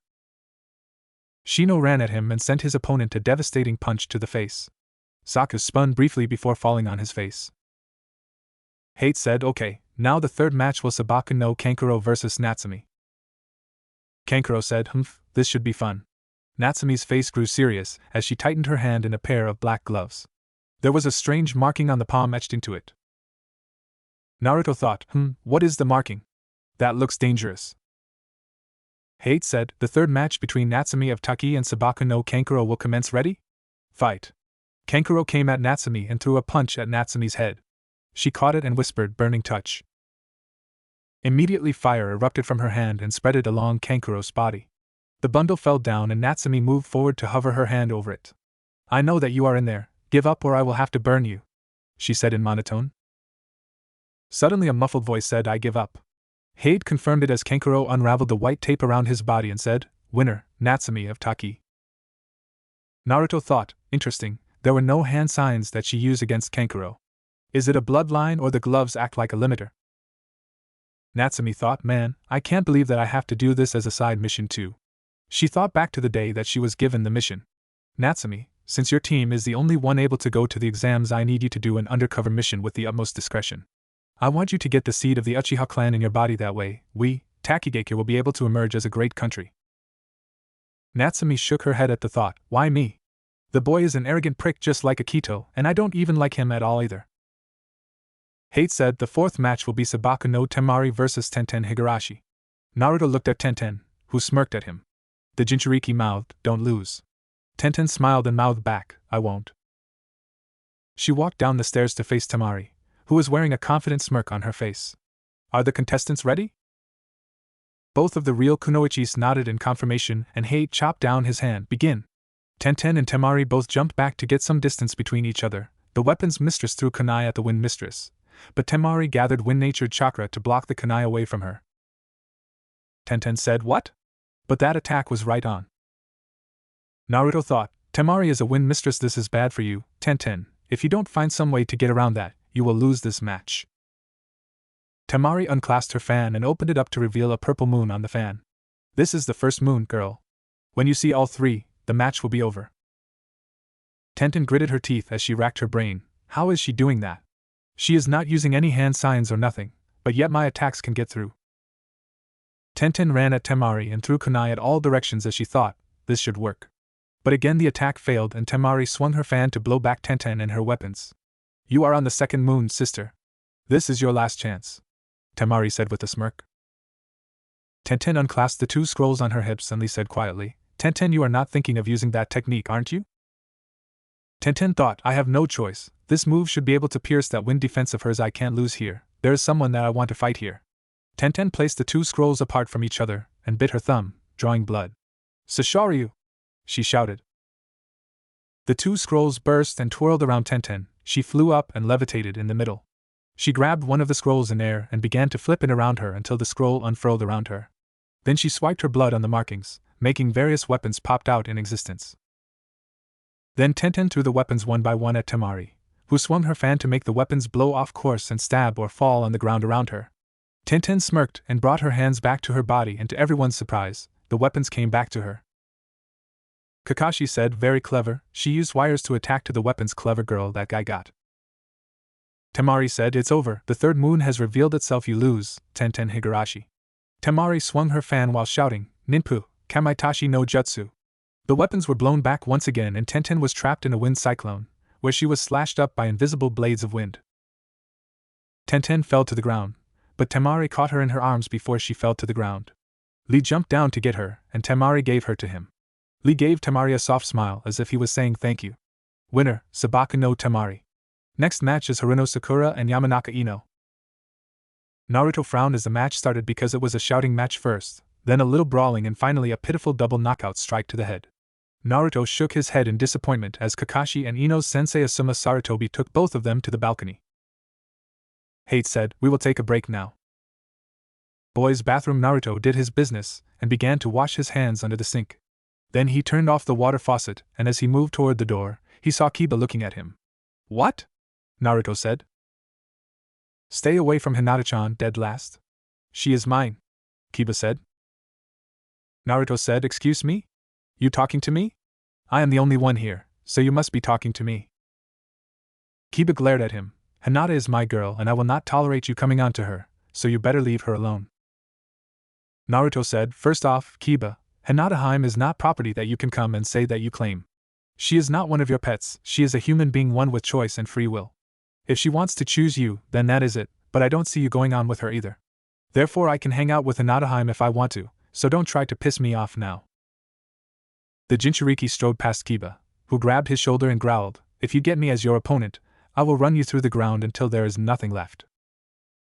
Naruto grabbed his hand and twisted it to the side, making Kiba lean with it in pain. Don't threaten me, Inuzuka. I don't want to cause trouble here, but you are making it very harder not to, so back off. Naruto stalked off with Kiba nursing his wrist while he glared at Naruto. As Naruto came out, Sasuke came over and said, you might as well as give me your swords now and save face. The Jinchuriki said, Sasuke, I have no time to deal with you now let me pass because there will be a cold day in hell before I give you these swords. Naruto walked past him and Sasuke made a grab from Oblivion's hilt. Suddenly dark lightning struck at the Uchiha's hand, making Sasuke grimace in pain as he cradled his smoking hand. I told you the swords will not choose any person filled with greed or your hand will burn off, Naruto said coldly as he walked back to the arena. Kakashi looked at Naruto, who had an agitated look on his face, and Sasuke, who was glaring at Naruto and nursing his burned hand. Sakura asked, Sasuke-kun, what happened to you? She noticed her crush glaring at Naruto and started to yell, Naruto baka, what did you do to Sasuke-kun? Apologize right. Naruto's head turned slowly to meet Sakura's jade eyes and her eyes became fearful as his blue slitted eyes looked at her. Sakura, shut up and leave me alone. I am not in the damn mood for your shrieking or your goddamn concern about Uchiha team. Instead of you worrying about yourself and how pathetic your match was, you are concerned about Uchiha. You are weak and we all know it, hell, even Hinata can kick your damn fangirl ass. So when you grow some balls and become a real kunoichi, then you worry about others and talk to me. Otherwise, take your make me apologize to Sasuke team rant and shove up your ass. Sakura was speechless and fearful of the coldness in Naruto's eyes. Everyone except Team 9, Natsumi and Team Suna, especially Hinata, was surprised at Naruto's harsh reprimand. The rookies knew that Naruto liked Sakura and was always pestering her for a date. Hinata's heart leaped in bounds seeing that Naruto's heart was free and now she had a greater chance of winning his heart. Hate strode in and said, now the sixth match. The scoreboard flashed through the remaining names and landed on two names, Naruto Uzumaki vs Kiba Inuzuka. Kiba smirked at it and said, Akamaru, we got this one in the bag. Akamaru gave him a bark to reassure Kiba, but Akamaru inwardly knew that Kiba was going to get his ass kicked badly. Naruto said nothing as he jumped down to the arena while Kiba ran toward the stairs. The Inuzuka in his excitement tripped and fell down the rest of the stairs with a resounding thump. Naruto closed one eye as if he felt the last hit. Shino whispered, not a nice entrance there, Kiba. Kurenai sighed, this match is over. Naruto can't win against Kiba's speed. Hinata was torn on who to cheer for, her teammate or her crush. Naruto Uzumaki and Kiba Inuzuka are the contestants ready? The swordsman Jonin asked. Both of the boys and dog nodded in agreement, and then Hate shouted, "Begin!" The two stood there for a moment, and Kiba said, "You are not getting Hinata." Naruto said, "Kiba, I told you before, it is Hinata's choice to decide. I am not going to fight you over this because you are jealous." Kiba said, "I don't care, Hinata is my woman." The Jinchuriki replied, "Last time I checked, there is not an engagement ring on her finger, and there is no brand on her that says property of Kiba Inuzuka. When that happens, then come and talk to me." Kiba said, "It doesn't matter, once I beat you Hinata-chan will see what a loser you are, and then she will go out with me." Yep, definitely Naruto was Hinata's thought. Naruto said, "If you are going to fight me over this, then fighting you is pointless, Kiba." Kiba said, taunting him, "Bullshit, you are just scared that I will beat you, but fine, be a coward. It will be fun making her my bitch." Kurenai thought, "Okay, that is it, Kiba. Forget what I thought earlier. Naruto, you better kick his ass now, I don't care if he is my student. Once that happens, I think I will be having a long talk with Samsama and Hana-san." Naruto stiffened and said, "I know you didn't just say what the hell I think you said. You want to run that by me again?"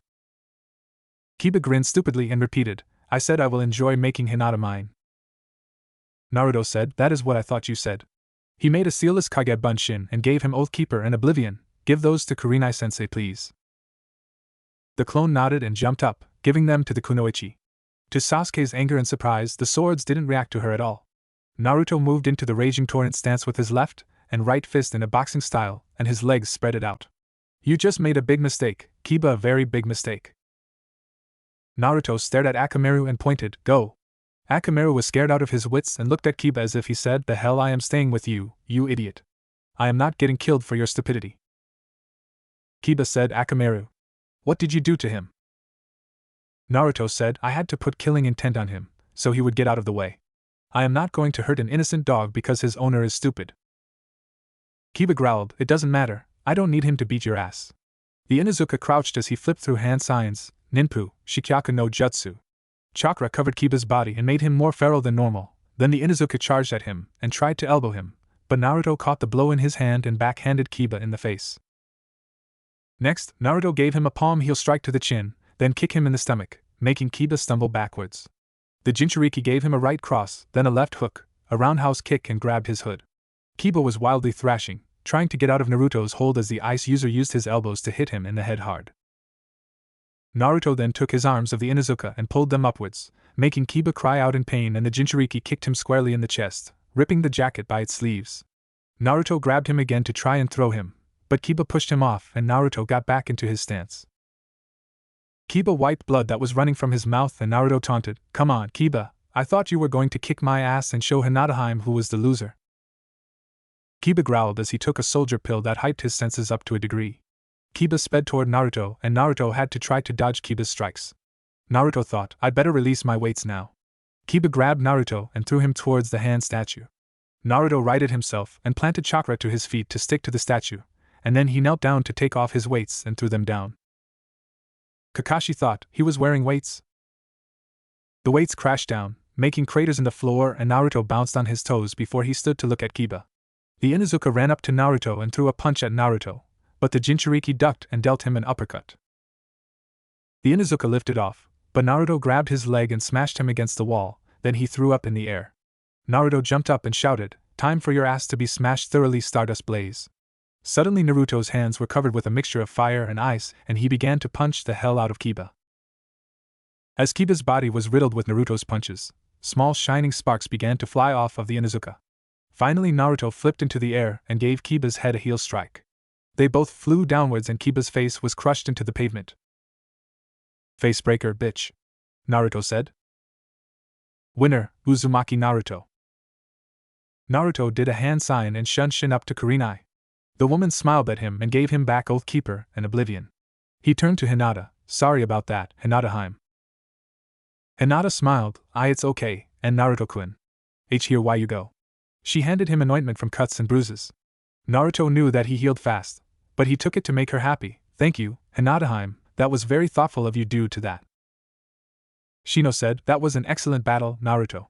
Maybe now Kiba will think with his head and not with his hormones." Team 10 was shocked at Naruto's newfound strength. That was Naruto. No way, he won against Kiba and did it with hardly a scratch on him. Ino thought. Shikamaru thought, wow, I thought he was troublesome before. Choji thought, note to self, never ever piss off Naruto or you will end up like Kiba. Naruto said, say, Hinataheim, when we have some time, we should hang out sometime as friends. Kyuubi said, you realize that if you are going to do that, you got to tell Haku about it too. Naruto said, yeah, after this fight, I think I'd better tell her now. Hate said, now the 7th match, Niji Hyuga and Hinata Hyuga, will the 2 contestants please come forward? Naruto glanced at Niji, who was glaring at Hinata. I know that glare, that is a glare of loathing, of hate. Kurenai thought, Hinata. Sarutobi thought, what an interesting matchup. Hinata walked downstairs and faced Niji. Niji spoke, I never thought I would be facing you, Hinata-sama. Hinata said, Niji and I-san? Naruto thought, so they are siblings, possibly cousins maybe. Lee said, this is going to be a bloody match. Naruto asked, why is that, Lee? Lee said, since Hinata is from the main house and Niji is from the branch house, there is most likely someone is going to get hurt. The main and branch have been in conflict for years and they still don't get all. Naruto thought with worry, Hinata, be careful. Hate said, now begin the match, cough. Niji said, before we begin, I would like to say something, Hinata-sama. You don't make a good shinobi. Forfeit now. Hinata's eyes widened in shock as Niji continued, you are too kind, you wish for harmony and avoid conflict, you tend to agree with others, never resisting. Hinata's head shifted down to the side and Niji said, you have no confidence in yourself. I always felt your sense of inferiority, that is why I thought it would be best that you stay as a genin, but the Chunin exam can only be taken as a team of 3. You couldn't turn down your teammate's request and unwillingly entered, this is reality, am I wrong? Hinata stuttered, and no, I just wanted to change myself, do it myself. Kurenai thought angrily and cursed Hinata's idiot of a father, Hayashi Hyuga. When she first met the man to notify him about her being on her team, Hayashi was quick to tell her that she was a loser comparing to her younger sister Hanabi. Instead of encouraging her, he decides to ridicule her and as a result, Hinata became shy and soft-spoken. Niji said, as I thought, Hinata, you are a spoiled child of the main house, people cannot change themselves. Losers are losers, their personality and strength will never be able to change. Because people can't change, differences are born, the terms elites and losers are created. Looks, brains, ability, size, personality, all people judge and are judged by these values. Based on these unchangeable factors, people discriminate and are discriminated against, and they suffer within their own means. Just like the fact that you are from the main house and I from the branch. Naruto gripped the railing and a soft, creaking sound was heard by Kakashi, Lee and Guy. Niji continued his fate rant, I have seen through many things with this Byakugan, so I know that you are merely acting strong and deep inside you want to run from here. Hinata protested, that is not true, really I. Sakura said, Byakugan? Naruto voiced the explanation, it is one of the most powerful Dijutsu in Konoha besides the Sharingan. It is rumored that the Sharingan descended from the Byakugan, but in the ability of sight, the Sharingan is no match for the Byakugan in that department. Niji activated his Byakugan to intimidate his cousin. Hinata flinched and her eyes flickered to the upper left, then lower right, and she touched her finger to her lips. Niji said, you can't fool me, just with me pressuring you your eyes floated to the upper left, signaling that you are remembering a painful event from your past, and then it traveled to the upper right, a sign that signaled mental or physical pain, meaning that you are imagining things that will happen during this match. Naruto's eyes flickered between blue and red, the railing was getting squeezed hard, notifying Naruto's anger to Kurenai and Shino, also to Team Guy and Kakashi. Niji said, the actions of raising your arms to shield yourself as if you were trying to prevent from telling me what you are feeling because everything I just predicted was right. Also touching your lip is your defense mechanism to alleviate nervousness and worrying. So basically, in reality, you have realized that you cannot change your destiny. Naruto couldn't take it anymore and raised his killing intent as he shouted, will you just shut the fuck up already? Everyone turned to Naruto as he declared, who the hell you think you are? Kami? Nobody on this godforsaken earth has the power to decide who is elite and who is the loser. People can change their destiny, including Hinata. To my opinion, all of that fate bullshit that you are spewing out is a fucking lie. Hinata, kick this son of a bitch's ass, I can't stand to see you get hurt just by believing in his words, at least talk back to him. Hinata thought, Naruto-kun, thank you. Her eyes showed determination and Niji turned to see it, he gave her confidence no matter it will soon be crushed. Niji said, you won't forfeit? Then I won't be responsible for what happens here. Hinata activated her Byakugan and said, Niji and I-san, let's go. Lee said, so she uses the same taijutsu style. Hinata and Niji charged at each other, and the spectators watched as the Hyugas battled it out. Each strike was being countered until Hinata saw an opening and attacked Niji's torso. Niji staggered back. Ugh. Naruto smiled, she got him. Sasuke said, what are you talking about, Dobe? It was a scratch. Naruto said, you never bothered to learn anything about others, but for your information, the Hyuga taijutsu style, the Jukin is stronger than Lee's own taijutsu. Lee's taijutsu is associated with physical damage, but the Jukin is associated with internal damage. Everyone has a chakra network system, which is coiled around the organs closely attack the system, and you end up with internal damage as well, making the Hyuga very dangerous. It is hard to know where each point is at unless you are a medic or studied the anatomy of the human body like Haku-chan. With that knowledge, you can halt or speed up the flow of chakra in one's body. Meeting a Hyuga is very dangerous in combat. Kakashi said, how do you know this, Naruto? Naruto said, a certain old fox told me about the history of the clans. Kakashi thought, Kyubi. Lee said, Naruto-san is correct, it may not look like much, but you will begin to feel the effects over time. Prolonged combat is not an option with Hyugas. Sasuke thought, so Niji is stronger than Lee, he will make a good opponent to test my strength against.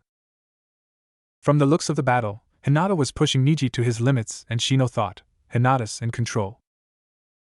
Kurenai thought, Hinata.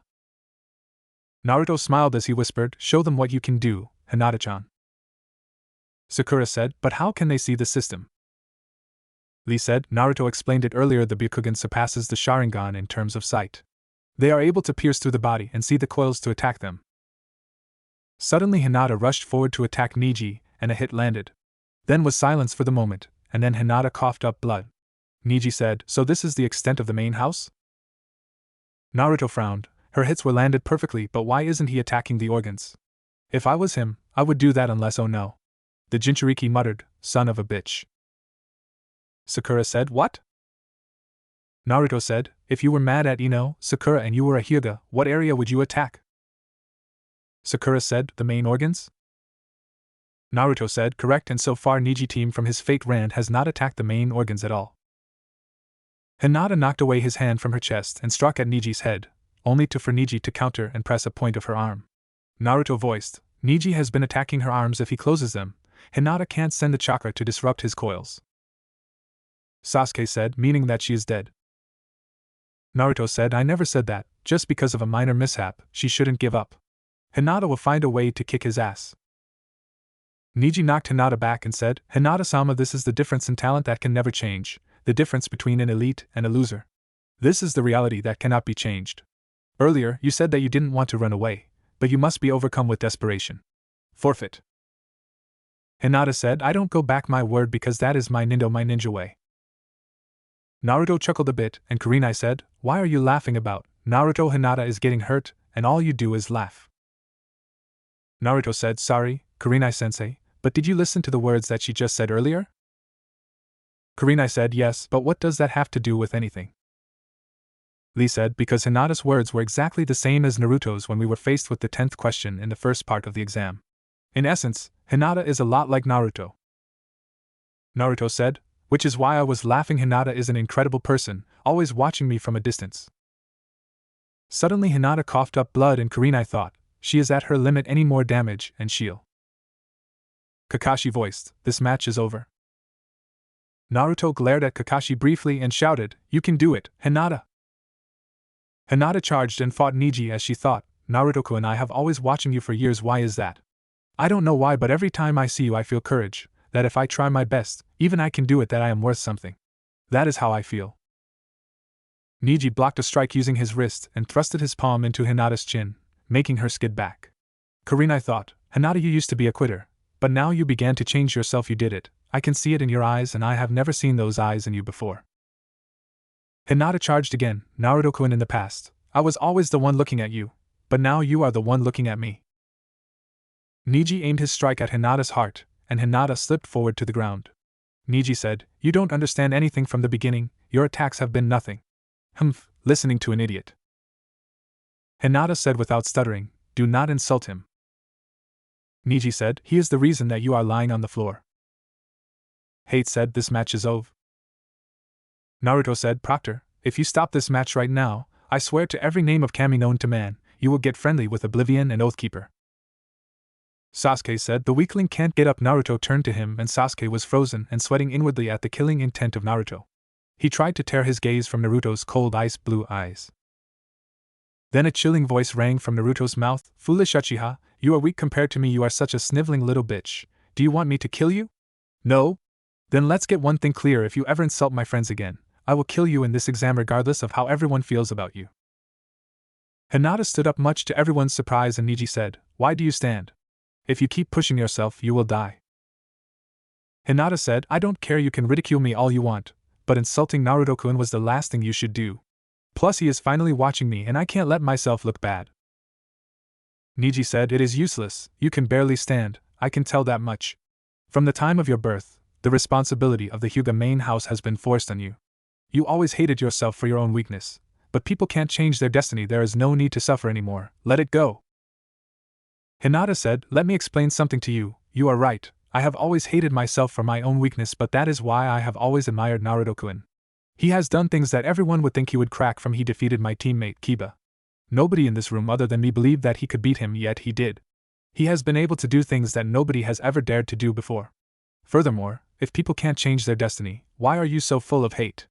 Is it because you, the genius of the Hyuga clan, can never become clan head, that your talent can't be acknowledged because you are in the branch house?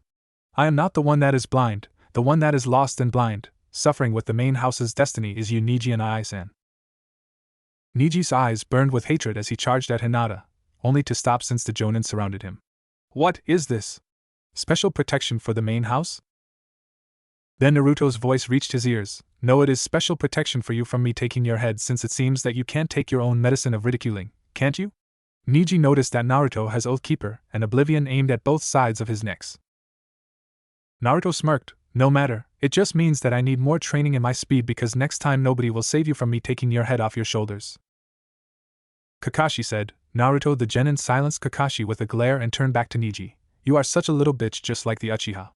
Oh, let's leave everything to fate and destiny and all of that good shit. Humph. Neji said, What did you say? Naruto said, You are hiding under that fate garbage. Fate doesn't decide anything until one is dead. You say that people can't change themselves. Let me tell you a story. On our C-rank mission, we expected no action, just a simple escort mission. Suddenly we find out that there were Nuke Nin hired to kill our client. Guess what I did? Nothing. I froze up. After that I made an oath to never run away and never go back on my word on a blood oath, considering I got a scratch from a poisoned weapon. Next, we encountered a more powerful opponent named Zabuza Momochi, the demon of the mist, cold-blooded killer, and responsible of ending the bloody graduation exams in Kiri. Apparently at the end of the year, you were forced to battle and kill your own comrades' friends that you sat with and ate with. After Sensei got captured, he ordered us to run. We didn't. I couldn't do that because of my oath, and I was bound to make sure it was not broken. Together, well, just me and the Uchiha were able to free him. Miss Banshee was just in the back. Next, we met a hunter ninja who supposedly took out Zabuza, only to find out that she was an accomplice. We trained and eventually met up with them again. Neji said, What is the point of this? Naruto said, Shut the fuck up and don't interrupt, or I will shove the sword so far up your ass, you will be shitting that 10-pole fate stick you have so far up in your ass in splinters. Now we met Zabuza and his accomplice. Eventually we defeated the hunter ninja and Zabuza was fighting against Kakashi. You know, the hunter ninja changed me. She wanted me to kill her. To tell you the truth, I hated my team except Sakura when I was naive back then, but she told me this: to fulfill your dreams, you must have someone that is precious to you in order to be strong. I found those people and look at me, I defeated Kiba. Tell me, did fate play a part in my victory, Neji? Hinata started to cough up blood and collapsed to the floor, making Kurenai move to her side. Kurenai thought, she is going into cardiac arrest. He intended to kill her. Kurenai yelled, Where are those medics? Hinata whispered, Naruto-kun. Naruto broke away from the Jonin and knelt down to her. Yes, Hinata-chan? Hinata said, Was I able to change a little bit? Naruto smiled and grasped her hand. Hinata-chan, you change a lot. You are different from the Hinata I used to know.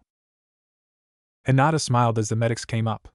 Naruto took off his headband and took her from her neck and then tied it around his head, while leaving his own on her chest.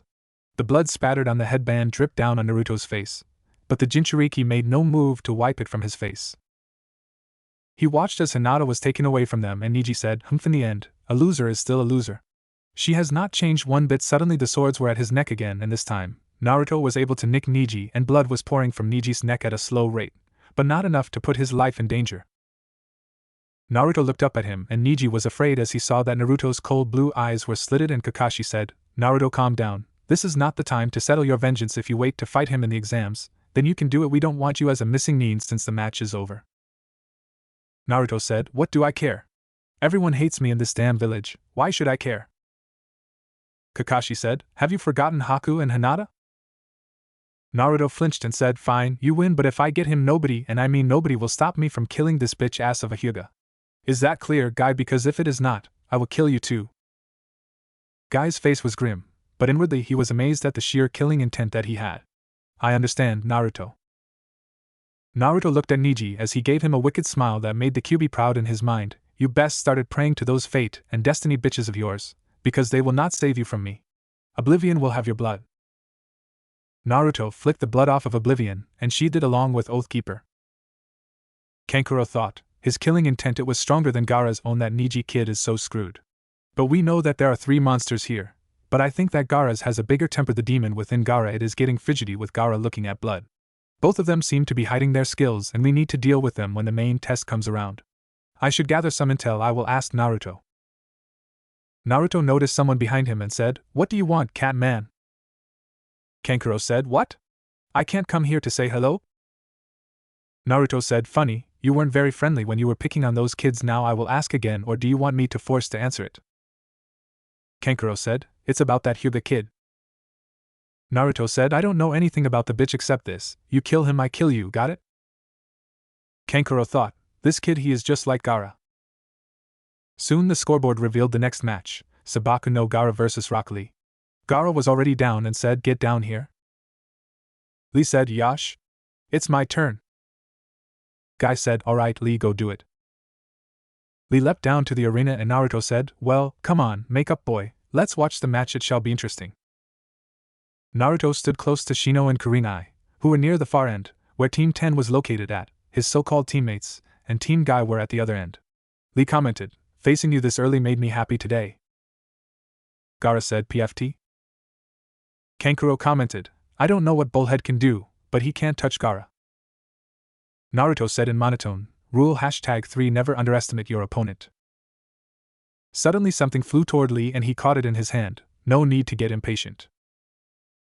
Hate smirked as he said, "Now the 8th match will commence. Begin." Temari thought, his speed is good, but that is not enough to defeat Gaara at all. Lee moved forward as he shouted, "Konoha Senpa."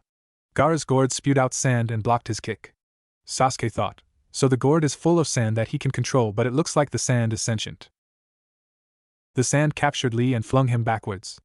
Naruto thought, strange jutsu. Kyuubi said, that is because he is the Jinchuriki of Ichibi no Shikaku. Naruto said, Kyuubi? Kyuubi said, no, the Easter Bunny. Naruto growled, Kyuubi, don't start, I am not in the mood for jokes. Kyuubi said, I know, I could feel your anger, your hatred toward that Neji kid. Personally, if I didn't have feelings, I wouldn't care, but that was cruel of him to ridicule the girl first, and then beat her into a bloody pulp on the brink of death. Naruto said, Kyuubi, stop it now, we can rant later. In the meantime, tell me about the Ichibi. Kyuubi said, Shikaku is a crazy bastard, he may act like an idiot, but he is intelligent. It has that sand defense, which seems to pass on to Gaara, also he is the most bloodthirsty out of the Bijou. Naruto said, judging by that, Gaara is mostly likely psychotic, and will kill Lee if he is not careful. Kyuubi said, you are catching on pretty quick. Naruto said, thanks, now after this crap is over, we are going to have a talk. Kyuubi said, about what? Naruto said, the 101 ways to maim, torture, kill or humiliate a Hyuga. Kyuubi said, it seems that my sadistic nature rubbed up on you. Naruto said, no, really? Kyuubi said, and my sarcastic side too. Lee moved around at each angle to punch and kick at Gaara, but the damn sand keep getting in the way. Damn, and he is not moving an inch either. Kankuro said, physical attacks won't work on Gaara. Because of the sand that responds to Gaara's will, it acts as a shield and protects him. That is why there has not been a single person that got a scratch on Gaara. Naruto replied, and? Am I supposed to care or be scared? There is a first thing for everything. Lee will put a scratch on Gaara, I guarantee it. Kankuro said, wanna bet? Naruto said, 300 ryu? Kankuro said, deal. Ino asked, why is Lee only using taijutsu? It is obviously not working at all, so should he use ninjutsu? Naruto said, that is the problem. Ino, he can't use ninjutsu or genjutsu. Ino said, what? Naruto said, lower your voice, I already have one loud mouth on the team, I don't want to hear another. Lee can't use ninjutsu at all. If he did, he would have used them by now, plus he imitates Guy, who has a birth condition. He can't use ninjutsu or genjutsu at all either. Suddenly Lee was forced backwards up on the top of the hand statue. Guy said, Lee, take them off. Lee said, but Guy-sensei, you said only to take them off when I must protect my friends. Guy said, it is okay, I will allow it this time. Lee grinned back and took off his orange leg warmers to reveal his weights. Now I can move easier. Kankuro said, this is so stupid. Naruto smirked, now the real fun begins. Ino said, what do you mean? Taking off weights doesn't mean that Lee has a chance, aga boom. Lee dropped the weights to make huge craters and plumes of smoke in the air. Naruto looked at Ino, who was speechless at the moment. You were saying, Ino. The Yamanaka chose that time to close her mouth. Guy shouted, go, Lee! Lee smirked and sped off. Suddenly Lee appeared behind Gaara and his sand reacted to block his punch, which was very close. Then Lee moved again, this time his attacks were getting through. Over here, Lee said. Gaara looked at Lee, who feinted and jumped in the air in a tight roll. Then the taijutsu specialist swung his legs down to hit Gaara's head. Gaara looked up and a huge scratch appeared on his cheek. Naruto said, looks like I won the bet, Kankuro. Kankuro sighed and gave him the 300 ryu, making Naruto a bit happy. Lee declared, now we are getting started. The taijutsu expert proceeded to beat Gaara into submission. As Choji said, his moves are so fast, I can barely keep up with him. Kankuro said, this is bad. Naruto thought, he is right, I can sense that the demonic energy within him rising from him. Lee looked at the insane look on Gaara's face and got scared a bit while Kankuro whispered, Suna no Yoroi. Naruto said, I see, so the stuff that is falling off of his face is sand too. Kankuro said, it is a thin layer that he can use in case someone gets in his defense. Naruto said, but to compress in a thin layer and keep it on requires a lot of chakra to do. In other words, Gaara knows that he is in a bad spot against Lee. Lee said, I have no choice, I must use the lotus. He unwrapped his bandages a bit and ran around Gaara in circles as he thought, but with that sand, it will be a lot harder to kick him up. Gaara said, hurry up and come. Lee replied, as you wish. Sasuke saw as Lee used the same kick for the beginning of his move. That was the move he was using on me. Lee shouted, it is not over yet. The boy repeatedly kicked Gaara up in the air and from the pain his eyes closed briefly. Guy started to pray and then Lee shouted, take this. Omote wrench. Gaara was slammed into the earth while Lee moved away at the last second, but then Lee gasped as he saw that Gaara was actually a shell of sand. Gaara appeared behind Lee, laughing. Gaara ordered the sand to smash at Lee and Lee was flung backwards into the wall. Then another wave came in, making Lee raise his arms in defense. Naruto watched as Lee was getting plummeted by the sand and Kankuro said, that kid is in trouble. Naruto noticed that Lee was smiling and said, no, it seems Lee has another ace in the hole. Gaara shouted, die. But Lee dodged the attack and Kakashi said, Guy, you didn't teach him. Guy said, I did. Kakashi said, the Hashiman no Tonku. Sasuke said, Hashiman no Tonku? Kakashi said, the Ura-Renge is not a technique that should be taught especially to a genin. I have no interest in asking how much Lee means to you, but there are limits. I have lost respect for you, Guy. Guy looked at him, like you are the one to talk, especially since you have been teaching Uchiha here in private while Naruto trains by himself or with the lady he is always with, and Sakura here is nowhere to be seen on the training ground. At least I teach all of my kids, Kakashi. Unlike 2/3 of your students, Lee has a precious thing that he would give up his life to prove. I just made him the man to accomplish that dream. Kakashi said, how many? Guy said, 5 gates. Sasuke said, what the hell is the Hashiman no Tonku? Guy explained, it is a limit removal of some sort. There are 8 spots where the flow of chakra goes through. In order, the initial gate, heal gate, life gate, harm, limit gate, view gate, wonder gate, death gate. The gates are working continuously to limit the flow of chakra, when the lotus forcibly opens them and releases a lot of power, but at the same time it destroys the body. If you open all of them, you could attain the strength of a Kage, but in the end you will die. Lee thought, Niji Sasuke Naruto. I can't be the only one who loses here. Gai-sensei acknowledges me. This is the time to protect and maintain my own ninja way. Lee shouted, Simon! Kai! Lee was surrounded by dark green chakra and his hair stood up while his skin turned red with veins popping out. Shomon! Kai! Lee crouched down and shot forward. He kicked the Jinchuriki up in the air and Gaara was flung upwards. Some of the stones were flung at the spectators and Naruto has to move his head an inch to avoid a few. Naruto thought, Lee, you are truly amazing. Everyone looked up to see that Lee was hitting Gaara like a pinball. His armor was being ripped into pieces as Gaara thought, what? The armor, it is crumbling? Lee shouted, this is the end. Tommen! Kai! Gaara thought, I can't protect myself, this is human speed. As Lee charged at Gaara, he looked briefly at Niji. Niji, this technique was supposed to be used to defeat you, but I will show it now. He slammed into Gaara and the boy fell to the ground only to be suspended in the air because Lee's bandage was around his waist. Lee pulled him back up and sent a leg and fist into Gaara as he shouted, and now for the finishing touch, Yura Range. As Gaara fell, his gourd turned into sand, so it could cushion the fall, and Lee fell to the ground, rolling away from Gaara a few feet. Suddenly Gaara stretched out his hand and Naruto thought, the hell you are doing that? Kyuubi! Kyuubi said, on it. Naruto flipped through hand signs, restoration jutsu, chakra suppression. He slammed his palm into Gaara's head, and the sand immediately halted. Naruto said, the match is over, he is unconscious, you won. Gaara said, why did you save? Naruto answered, because he is my friend. Gaara got up and rematerialized his gourd as he took control of himself. That is enough. Hate said, winner, Sabaku no Gaara. Everyone gasped to see that Lee stood on his feet, and Naruto looked at Lee. He smiled, Lee, you are amazing, you don't have to prove anything anymore. From what I see, you are strong in my book, ready to fight even when you are unconscious. Naruto poked Lee and the taijutsu specialist's eyes closed. Hate said, bring a medical team here. Niji whispered, Lee, you never realized it, in the end fate will not allow a pawn that can only seek victory at the cost of himself. Naruto clenched his fist until it bled. Oh yeah, after that Niji will be getting humiliated first, and then killed. Gaara moved upstairs back to his team while Naruto moved up back to his spot. Baki, the sensei of the Sabaku trio, thought, that kid, he was able to suppress Gaara's demonic side. This could prove to be a problem if he is moving about. Sasuke said, what did you do to Gaara? Naruto replied back, none of your damn business, Uchiha.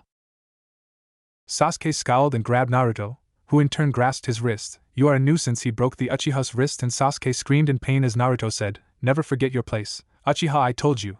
I am done taking Harunos and your shit, so if you know what is good for you, don't associate with me unless we are on missions. Sakura opened her mouth to speak and Naruto pointed at her quickly. You, not another word from that damn banshee mouth of yours or I will rip out your tonsils, silencing you forever. And don't even think about reprimanding me. I warned the Uchiha never to touch me or else I will retaliate. He stalked off to his original place, but then he stopped and said, oh, and Hyuga team, I thought I told you already, fate has no pawns, only fools who believe in it. It looks like I am going to have to kick your ass twice as hard for ridiculing Lee as well. Naruto continued and stood by Kurenai and Shino. As the matches goes, Shikamaru went up against Kin and was able to maneuver her to the wall to make her get a concussion, while Choji lost to Dosa horribly. Then Sarutobi said, congratulations, finalists. We will now explain the final test, which will be held in 1 month from now. Sasuke glared at Naruto, who was paying him no mind at all. You will pay for my humiliation, Naruto. Natsumi thought, that blue-eyed kid, he is kinda cute and highly protective of his friends. Sarutobi said, the reason why the test will be held 1 month from now is that it provided time for you to learn new techniques, since you have shown your trump cards. Now we need you to pull a number out of this box to see who your opponent is. Enko came around with a box and each one of them. Sarutobi said, what is your number? Dosa said, it's 8. Naruto said, I got 1. Temari said 7. Natsumi said 5. Shikamaru said 9. Gaara said 3. Sasuke smirked 4. Shino said 6. Niji said 2. Everyone looked nervously at Naruto, who currently had an evil smile on his face and was laughing a bit to himself. Enko said, oh, that Hyuga is so fucking screwed. Damn you, Orochimaru, if you had not shown up, I would have got to see more blood, but I guess I can wait for a month. Sarutobi said, you are dismissed, make sure you memorized your opponent. Naruto moved up to Asuma and asked, "Hey, Asuma-sensei, may I ask that if you can train me in Futon Jutsu Senhain?" Asuma smirked, "Sure, Naruto, we will start tomorrow at 2 p.m. Naruto said, "Got it." Naruto looked at Neji, and Neji met his gaze. Naruto smirked as he used his finger to picture Neji being beheaded. "Neji Hyuga, you will pay with your blood," Naruto thought. "Oh, make Kiba get screwed." Kiba lied in bed, all bandaged up, and then Sim along with Hana came inside the room. Kiba mumbled, "Hi Ka-san, Hana-nizan." Hana locked the door with a click and Sim said, "Hey, Kiba-chan, how do you feel?" Kiba replied, "Like shit." Sim replied, "Right, of course you do, Uzumaki kicked your ass pretty good." Kiba said, "I could have beaten him." Hana said, "No, you couldn't. Wanna know why?" Kiba said, "Why?" Sim answered, "Because you insulted a friend, let alone a woman who you believe are nothing worth only for fathering children." Kiba sweated inwardly, "I never said that." Sim said sweetly, "Oh, really? So your sensei Kurenai was wrong, as well as Kakashi Hatake, Asuma Sarutobi, and Guy, including Hinata, I might add, since she was the victim. But I am not going to beat you to a pulp." Kiba inwardly sighed, but Sim's new word scared him. "But we are going to neuter you without anesthetic using a rusty chainsaw put on a slow speed." Hana was in the corner with a giant chainsaw and got it working. Kiba shouted, "Help somebody!" Sim said, "Oh, I forgot we put silencing seals on the door, so you can scream all you want. Good thing you are strapped down, Hana." Thus Kiba lost the ability to have children, and to make matters worse, he found out that someone had to produce an heir for them. Sim and Hana requested one person to piss Kiba off, Naruto Uzumaki. Now Kiba was forced to call Naruto Tsusan. 5 days later, Naruto moved straight to the hospital and asked the receptionist, "Excuse me, where is Hinata Hyuga's room?" The receptionist looked up and glared at him. "None of you." Naruto instantly sliced her desk in half to scare her and said, "You were saying?" The receptionist replied fearfully, "Room 239, please don't kill me." Naruto said, "See? Now was that so hard? Anyway, next time I expect you to answer me when I ask a question. Now go and clean yourself up." Naruto sheathed Oathkeeper and moved to the elevator and pressed the button for the 3rd floor. He walked in the elevator, and thankfully there was no one in sight, meaning nobody to piss him off. He leaned against the wall and waited, but the elevator stopped on the 2nd floor, and he groaned inwardly, but he was in for a surprise. The door opened to reveal Haku in her nurse uniform. "Oh, Naruto-kun, what are you doing here?" she said in surprise. Naruto said, "Oh heyo, Haku-chan, I came here to visit a friend of mine." Kyubi said, "Well, I be damned, it is a good thing we saved her. She looks hot in that uniform." Naruto thought, for once, I agree with you this time. The demonic fox said in slight shock and amusement, "You are agreeing with me? Who are you and what have you done with Naruto?" Naruto said, "I am Naruto, you baka fox. It is just the badass side of me, trust me. I am done being a doormat." Kyubi said, "Welcome to reality, Naruto." Naruto said with a mental smirk, "Good to be back." Haku said, "Naruto-kun, please stop staring at me so much, it is embarrassing." "Oh, Gomen, Haku-chan. It is just that you look cute in that outfit." Arigato. "What floor are you going on?" "The 5th floor. Naruto replied, "Ah, same as me." He pressed the button and the elevator door closes as they moved up. Haku asked after several seconds, "Who is this friend of yours?" "Her name is Hinata Hyuga, one of the people that I cared about as a special friend." "That is my patient." Naruto looked at her with a smile. "Really? That is good. Right now she needs someone that is kind as you, Haku. I want to talk to you about something." "What is it?" "You know how that demons can take more than one mate, right?" "I see, you like Hinata that way too." "Yes, I do, but I wanted to see how you feel about this decision." "Personally, Naruto, if she shows that she cares for you, then that is fine for me. I know that you would treat us equally, especially if you are going to take more wives, but on one condition." "Yes?" "I want to meet her first to see if her intentions are true." "Thanks for understanding, Haku-chan." Haku smiled and giggled a bit. "We are practically married, Naruto-kun, so of course, I would understand." They reached the room and opened the door to reveal Hinata on the bed with an N4 stuck in her arm and a healing chakra patch on her forehead. "Damn it," Naruto said. Haku said in a reassuring tone, "She is okay, but she wouldn't be training for a while. She was in critical condition, but we were able to stabilize her. She has a strong will just like you." Naruto gripped his fist. I am going to kill him. No, I am going to humiliate him first, then I am going to kill him. Haku replied, Who? Naruto growled out, The person who did this to her was her cousin, Niji Hyuga. He told her that she was too weak, that she could never change herself. I am going to make him pay for what he has done. The Hayatan user said, You really care about her, don't you? Naruto nodded firmly. I do. You know, those goggles in my room, she gave them to me for my birthday. She thinks that I don't know about it, but I caught a glimpse of her leaving. Hinata's eyes fluttered open and said, And Naruto-kun? Naruto said with a beaming smile, Hey, Hinata-chan, do you sleep well? Hinata nodded while she blushed a bit, and Naruto said, Good, Haku will be taking care of you while you are here. Oh, that reminds me, Haku, if you find Kiba Inuzuka trying to force himself on Hinata, please immobilize him. Haku nodded, I will do my best. Naruto said, Thanks, Haku-chan. Hinata's heart was close to shattering at the affection displayed between Naruto and Haku, but she vowed that she won't lose to her. Hinata said, Ayano, Naruto-kun, I would like you to please spare my cousin.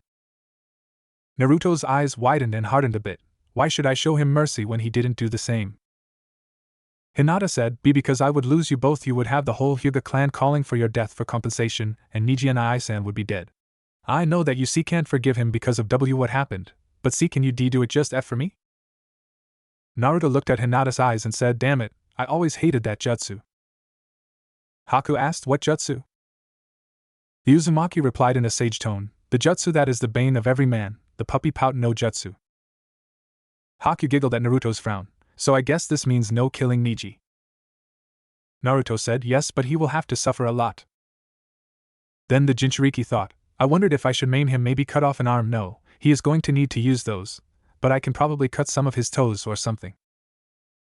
Hinata's voice woke him from his musing and Naruto said, I am sorry, Hinata-chan. What did you say? Hinata said, Promise me that you will not kill Niji.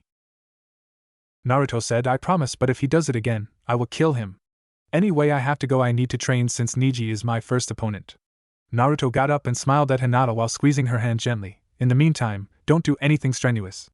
We still have that outing that you promised me. Hinata said, I will, Naruto-kun. Naruto left the room and Haku said, You seem to be better now, Hinata-chan.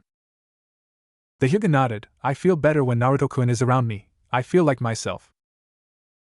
How do you feel about Naruto-kun? What? The Hayatan user firmly repeated, I said, how do you feel about Naruto-kun? Do you like him because he is cool or something else? The shy Hyuga replied, I don't like Naruto-kun. I love him, but I am afraid that he doesn't return the same feelings. I have been trying to tell him about my feelings, but I tend to faint around him. Unlike Sasuke-san, and Naruto-kun is kind, considerate of others' feelings, willing to help anybody out in need. He can be sweet and compassionate to the people that he cares about too. When I am around him, he makes me feel that I can accomplish anything. Haku thought, this girl does care for him. The Hayatan user said, I see, Hinata-chan, then I must inform you of this since it concerns Naruto and your affection. Hinata turned her head slightly at Haku as she said, Naruto has recently obtained a Kekkai Genkai through unique circumstances. Alright, you were that hunter Nin. He told you. Hinata said, when Niji Nizan was about to hit me again, Naruto was in front of me with his katanas at his throat, protecting me from him. He told the story of how you changed his life because if he hadn't met you he would have no one that he consider his precious person. He did, huh? I guess I have to thank him next time. Now since Naruto has the Kekkai Genkai, the Clan Restoration Act applies to him. I am his first wife because he used his Kekkai Genkai to revive me. So will be able to become Naruto-kun's wife. Haku nodded and said, and you will be mine as well. Hinata blushed heavily and said, I think I can live with that. Naruto, as the Jinchuriki walked out of the hospital, he noticed that the receptionist was still working at her broken desk and smirked. Then he heard someone calling his name. He turned to Kakashi leaning up against the wall. Yes, sensei, you need something? Kakashi said, I want to know what is the hostility between you and Sasuke. Naruto replied in monotone, you know the answer to that already, sensei. He tried to force me to give up my swords when I told him that they are sentient and chose their next wielder. Second, he insulted one of my friends. You know that I am protective of my friends since they are all I got. Third, he had the audacity to grab me, and pretty much I know that he was going to demand me to learn the jutsu even when I told him that it was none of his concern, which is why I broke his wrist. Now that he has activated his Sharingan, Sasuke has gotten more arrogant, and that curse seal on his neck is not helping him out either. Kakashi said, raising his hands in surrender. Okay, no need to get upset. Kakashi, I have every right to be upset because a stupid Inuzuka dares to claim that women are good for nothing except sex and cooking, then her own cousin calls her weak and claims that she can never change herself before beating her mercilessly, putting her in critical condition. Then Uchiha decides to be bold and try to demand me for my personal techniques and swords that chose me and the Haruno fangirl. Instead of training herself, she blindly thinks that Uchiha cares about her, and he will be her knight in shining armor. Even having the nerve to demand me to apologize to Uchiha after he got burned by touching one of my swords, so sensei. I have every right to be upset. Now if you will excuse me, I have some training to do so I can kick certain bastards' asses all over the place. Naruto walked off back to his house, leaving Kakashi to think about Naruto's words. Sasuke, Sakura, you two are tearing this team apart, and I am partly to blame for this too. I should have destroyed his arrogance and her blatant fangirlism. It looks like I am going to have to call in a few favors, but I will deal with Sakura. Naruto is being taken care of since he asked Asuma for training. Training Area 3. Naruto practiced the silent homicide and Taketsu Ryu style by fighting various clones using the style considering when dispelling, they gave his brain information. He also worked on controlling his demonic chakra through the secondary system. Then Tenten's voice alerted him. Oh hey, Naruto, she called out. Naruto ended his kata and dispelled the Kage Bunshins in front of him as he turned to Tenten. I see that you are feeling better. Tenten, how are you feeling? The weapon's mistress replied, better, my ego is bruised, but I can live with that. I am sorry about Hinata. Niji can be a bit harsh when it comes to his family. Naruto said, raising his eyebrow. A little? Okay, he is a complete ass when it comes to that. Can we not talk about the Hyuga? I am trying to keep my promise, and it is very hard enough to not think of how many ways to kill him. He is strong, he has not shown all of his skills. Naruto countered, but neither have I, considering I was pissed off and Kiba basically insulted Hinata and showed his outlook on women. Anyway, you are here for something. Yeah, I wanted to train some more so sometime I can have a rematch with Temari. You need to learn some defense jutsu at least, despite the fact that you want to be a weapons specialist. I know that your taijutsu is good, but seriously, that match showed that wind jutsu can pierce your weapon attacks, meaning that if you continue as you are, you will lose against Temari again. I know this. Good, now let's spar. I believe you owe me a fight considering we never got to fight. Tenten unclasped her scroll holster and unsealed a katana, and then Naruto asked, what is her name? Tenten answered, Shirasea.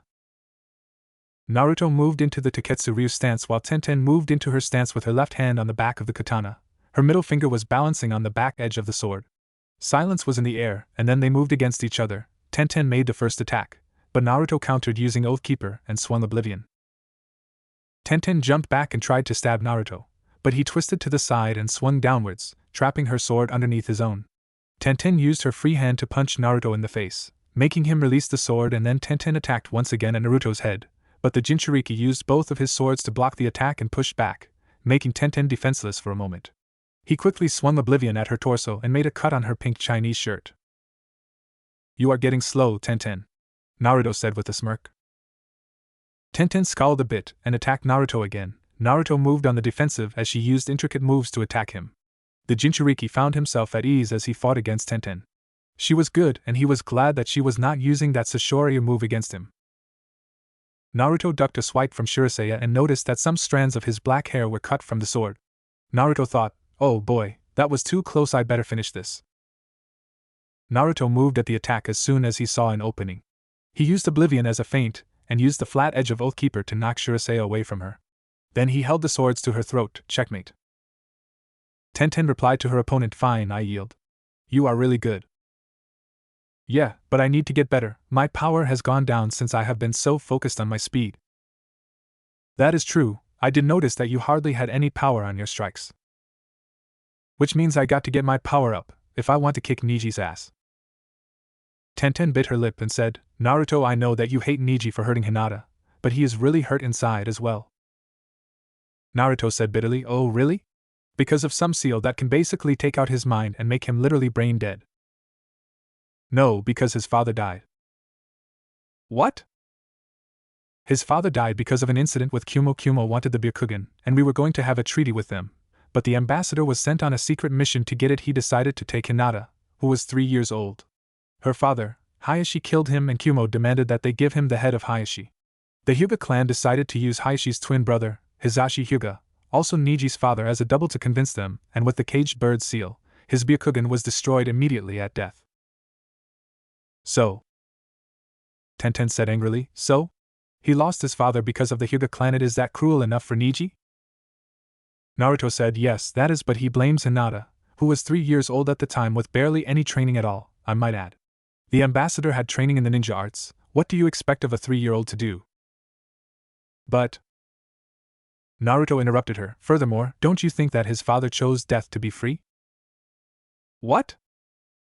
Perhaps Hizashi could have killed 2 birds with 1 stone. He wanted to be free of the caged bird seal, and he also wanted to protect his brother despite the fact that he is in a different house. But he hated the main house. Naruto said yes, he probably did, but he loved his brother more than he hated the main house. If I had the choice to choose for myself for once in my life, even resulting in my own death to save lives rather than to see my brother die, I would do it in a heartbeat. Tenten was speechless at the logic, and Naruto said, if you are trying to convince me not to kill Niji, then fine, because Hinata already begged me not to do so, but he will be maimed. He will learn never to mess with any of my friends. Please understand this, Tenten, because this is what my heart tells me to do. Naruto walked off the training ground, leaving Tenten to think. Is that really possible?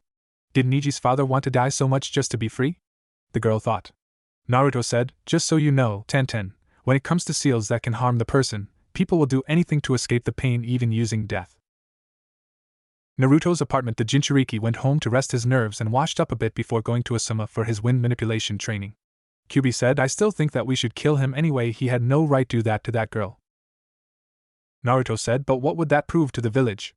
Haku and I would have to leave the village because of that, since the council would bitch and moan about it. Then I will have Hunter Ninja on my ass just like Zabuza. You have a point there, and you are not strong enough to do that either. Which means we just have to settle with maiming and torturing him physically and mentally. So let's see, you got that Asuma guy to train you in wind nature manipulation and jutsu, but you have no torturing specialty. Naruto smirked, I don't, but I know 3 people that are the most sadistic bastards here, the 2 proctors, Ibiki Marino and Enko Midarashi, and you, the most sadistic chakra being, Kyubi no Kitsune.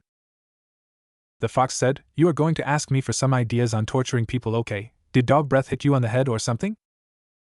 Kyubi, I am serious about this, and you know that dog boy never even got to touch me at all. You know, Kit, I don't think my torture methods would be good for you to use. You should ask Enko or Ibiki about it. I will phone in the verdict right now. I'd better go and see Asuma about my training. Training Area 14. Asuma laid his back against the tree with his cigarette forever smoking in his mouth as Naruto approached him. Asuma said, right on time? Naruto replied, I prefer to be early, well, except when it comes to Kakashi, since he is always 3 hours late. The chain smoker replied with a laugh, I know the feeling well, we better get started. Now do you know your affinities? Naruto answered, wind and water. Asuma raised an eyebrow, 2 affinities, eh? Well, to manipulate the wind, you must shape your chakra to be thin and sharp as a blade here. Take my knuckle blade for example. He tossed one of his blades and instructed him to channel his chakra into it. Naruto took the blade and slowly pushed his chakra into it, imagining a thin blade. It was not perfect when he looked at it, it fluctuates between being thin and sharp to being wavy. Asuma said, your chakra control is good, it is still not perfect yet, okay, now throw it at that tree over there on the count of 3, 1, 2, 3. Asuma and Naruto threw their blades at the tree, and both of their blades pierced the tree, and Naruto's embedded deeply into the second tree behind it, while Asuma's embedded itself in the rock. Naruto looked at Asuma, you held back. Asuma said after taking a drag from his cigarette, true, I had expected you to pierce the first tree, but if I hadn't held back, mine would have pierced through that rock. Nice, I am beginning to like my chakra nature. Now mainly wind-natured users like that Tamari girl are typically specialized in short to mid-range combat. You must combine force and precision to deal devastating cutting damage. You can also channel wind chakra into your weapons to increase the range and cutting ability. So basically, what do I have to do to learn how to make my chakra turn into wind chakra? Asuma said, that is easy, just cut this leaf by converting your chakra to wind-natured chakra. The Jinchuriki smirked and questioned, how long did it take you to master this exercise? Asuma said, a week, why? The boy replied, because I think I will have a feeling that I will get this exercise done in half the time. Tajua Kage Bunshin no Jutsu. 1,000 clones appeared around the original and Asuma, then Naruto ordered them to grab a leaf and begin their training. Asuma smirked, you are so lucky, Naruto, since the Kage Bunshin can relay the information back to the original once it is dispelled, you gain training basically. One of the perks of being a Jinchuriki. Asuma asked, by the way, how did you know that you have two affinities? Naruto said after looking around, can you keep a secret, Asuma? This is considered S-class and I really don't want those bastards on the council to learn yet, that is until the tournament. Asuma nodded and Naruto lifted his hand a bit, Hayatan, Hyo-sanban. An ice sanban appeared out of the water, and the chain smoker said in shock, why you have the Hayatan ability? Naruto said, it is a Kekkai Genkai, actually basically I can create ice using sheer willpower, and combining my wind and water natured chakra without proper training in nature manipulation, I have been using a lot of chakra to do jutsu. But how did you get it? Naruto said, a friend of mine that I met on a mission was dying, I wanted to save her life and the Kyuubi heard me now before you go, and start yelling, listen to me, he told me that to do so, I was to use my chakra along with his and my blood to seal the wound. In result, my hair became black and tamed, the only things that the Kyuubi can do is just see and smell the same things that I do. I see, but that was a dangerous thing to do. Naruto smirked, I am sure that you would do the same thing for Kurenai-sensei, Asuma-sensei? Asuma said in surprise and a blush, how did you? Naruto said, I told you before, I am not the same person you all think I am. I tend to pick on things too, and I am pretty sure that Shikamaru and Ino know about it too, plus you and Kurenai always arrive at the same exact time. When called upon it, you both deny at the same time. Damn. Naruto said, for both of you being ninja, you are not exactly secretive about your feelings. Just so you know, just remember to treat her right, and if you get in an argument, just know that the woman is always right 90% of the time. How the hell you know so much? Hey, a guy looks at a romance novel once in a while, plus living with a girl tends to make you try to figure out what you need to do. Asuma smiled at Naruto, well, let's get to work, we will stop at 4. Naruto nodded and took a leaf to start his training while Asuma watched him, smoking on his cigarette. Once in a while, a Kage Bunshin would dispel and Naruto gained enough information to make a small cut on the leaf at the end of the training. Next, Naruto walked to the dango shop, knowing that Anko had a fetish for dango as much as blood. In truth, she was just like how he used to be, loud, brash and quick to anger, as well as hating the fact that the villagers judged her because of the actions of her former sensei, Orochimaru. The Jinchuriki walked inside the dango shop and looked for Anko. There she was sitting in a corner away from the crowd, munching on dango. He walked up to her table and sat in front of her while notifying the cook to send him some dango as well. Oh, who are you and what are you doing sitting here? Anko said without looking at him. Naruto said, long time no see, Anko-san. Anko looked at him, oh, it's you, the gaki who actually got one up on me. What are you doing here? Came to rub it in? Naruto said, no, I actually wanted you to teach me in some of your torture techniques. Anko quirked an eyebrow, why is that? You already know the reason, Anko-san. Oh yeah, that Hyuga as you call him. Nice touch, I bet you that the Hyuga are going to be pissed about that one. They will most certainly will after I maim Niji up a bit. I thought you swore to kill him. The Jinchuriki sighed, yeah, but there is the catch, his cousin, my friend, has a very kind heart. Even though her life was in danger, she still thinks that he can be saved, so I made a promise that I will not kill him. Anko said, damn, I was hoping to see some blood. Naruto grinned, now, Anko-san, I didn't say I couldn't maim him, just can't kill him. So what is in it for me if I train you? Dango and blood. I will try to make sure he will spill the same amount twofold. Anko smiled, I think this is going to be a good business deal. Naruto replied, good, now when are you available? Anko said, around 5:30. Tell you what? I am supposed to be at the division now, so why don't you come over? I will demonstrate some of the techniques. Naruto grinned, excellent. Anko gave him the same grin, something tells me that you are going to kick some major ass against the Hyuga. The Jinchuriki said, not just him but the Uchiha and Gaara as well. Well, Gaara not really. Sasuke, hell yes, it will be fun screwing with his mind. Anko said, good, he needs to get knocked down a few pegs. Torture and Interrogation Division. Anko and Naruto approached the building and the ANBU guards moved to bar him until Anko said, hold up, the maggot is with me. The guards looked at Naruto and moved back to their posts as the two major pariahs entered the division. Naruto looked around to see that it was a nice building once you get past the gruff faces and shady corridors. Enko walked to a wall and tapped it twice and whispered something inaudible. The wall slid to the right to reveal some spiral stairs. Enko entered first with Naruto behind her as the sound of convicts grew louder and louder with each step.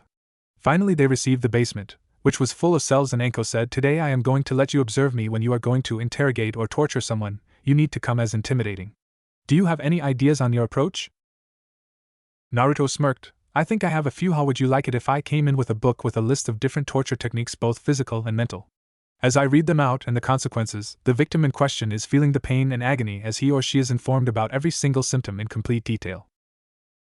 Enko said, "Damn, you thought this out good. I think the person would be slightly intimidated and then spill as the symptoms are coming out of your mouth, but the question is, do you have the stomach for it?" Naruto replied, "To make sure that your stomach will not retch, you must keep your mind on your worst memory and imagine that person is in front of you." Enko said, "Good, you will make a fine interrogator if you don't get the spot for Hokage." "Yeah, it would be good to have a backup plan. Maybe I will."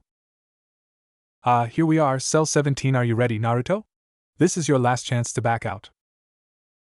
Naruto replied, looking at her, "And missed the chance on the ideas of torturing Niji to the brink of insanity. Hell no, let's go." Enko smirked and opened the door to reveal a rugged-looking civilian. Naruto's eyes narrowed as he remembered this man. He was one of the faces that he would see in the mob. He believed that he would have a field day with this torture example. Well, Aizo Tasaka, how have you been?" Aizo replied with his head down, "I will not talk." Enko said, "But Aizo-chan, I am your friend, don't you want to talk to me?" Aizo said, "Fuck you, bitch." Naruto's eyes narrowed at the blatant disrespect, but Enko took it with a smile he knew too well. She instinctively launched a dango needle into his leg. Aizo screamed in pain as Enko explained, "That hurt?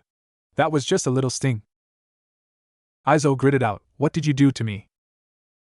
Enko said, "Oh, nothing really, just slipped a pain-amplifying odorless poison in your drink before you were escorted back here." So Enko licked her kunai as she finished her sentence. "I am going to cut up real nice and slow." Aizo shouted in pain, "You bitch." Enko said, "Yeah, I get that a lot, and guess what? Frankly, I don't give a damn. I don't need you to accept me. Now answer the question, why did you try to assault that 17-year-old girl?" Naruto's eye twitched as he immediately wanted to make this person suffer. The criminal said, "I have no idea what you are talking about. I did no such thing."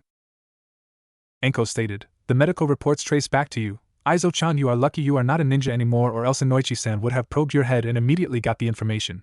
But I am in charge of the retired ninja and civilians as well as Ibiki-san. He has some access to the ninja as well, and I heard that he is more of a sadist than I am." Aizo said in defiance, "I am not saying anything to you, snake bitch. Go fuck Orochimaru." Enko was about to retort until Naruto put a hand on her shoulder. "You want in on this?" Enko questioned.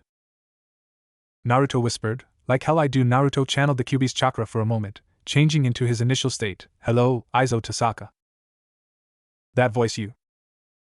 Naruto gave an evil smile. "Yes, you seem to remember Aizo Tasaka. I am the Kyuubi no Kitsune reincarnated as Naruto Uzumaki." I knew it, I knew you were a demon. What are you doing, Enko? Kill him before he destroys us all." Naruto said, "Oh, I don't think that she will be doing that because I put her in a coma due to my chakra. Now if I hear correctly, you were about to rape a 17-year-old girl, correct?" "I did." Naruto roared, "Don't fuck with me, Aizo, or I will make sure your family, starting with your little daughter, Mamoru." "How old is she, 6? Aizo roared, "You leave my daughter out of this, you monster." Naruto chuckled, "Monster? You have the right to call me that name when you were about to commit the ultimate sin, raping a defenseless girl. What? Is your woman not good enough? It seems that your mind has been destroyed as well. You killed my wife 13 years ago." Naruto paused and thought, Oh, Akari, I do believe that I heard it somewhere. It must have been the last thing she heard when I crushed between my paws. Ah, it felt so good." Aizo shouted, "Stop it!" Naruto said, "That was a night that I enjoyed myself immensely. You know, I have been waiting for a chance to repay you for beating me in the alleyway. I could never forget your face." Aizo looked up at Naruto and was afraid of his eyes and fangs. "Why you?" "Yes, me, I am back, using this boy as my vessel. I knew that you could not be trusted. The Sandaime will hear about this. Actually, yes, he will. You know, it is thanks to you that I have some freedom." "What?" This accursed seal kept me from influencing the boy's feeble mind. I couldn't get free until you villagers started the attack on my human body. Every attack slowly brought me closer and closer to my freedom, and now here we are. I am free, and now I have come back to pay you back in full by making you suffer. That was my chosen mate that you decided to rape. Prepare to face your worst nightmare. Naruto raised his clawed hand and was about to give him a slight scratch until Aizo shouted, I am sorry, please don't kill me. I will confess to everything, just don't hurt me or my family, please. I will even confess to hurting you. Why should I trust you? You used to be a ninja. Ninja are known for their deception. Aizo said with tears in his eyes, it is the truth. I promise on my honor that I will confess to everything. Naruto closed his eyes. Fine, I will make a blood oath. Demons can't break blood oaths since we have an honor code. If I kill them, I will die. Naruto cut his hand and said, I, Kyubi no Kitsune, solemn swear not to harm the Tasaka clan. In exchange that he does confess his crimes against my mate and myself. Aizo murmured, thank you, thank you. Naruto smirked as he changed back, you are welcome, Aizo. Anko said, wow, Gaki, you are a natural. Aizo said, Anko-san, but you are supposed to be in a sea coma. Naruto said, I recognize you from hurting me in the alley 7 years ago. I knew your fear of the Kyubi no Kitsune.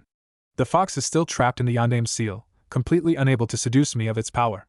Now that I can control it, I used that fear against you, and I knew your family, especially Mamoru.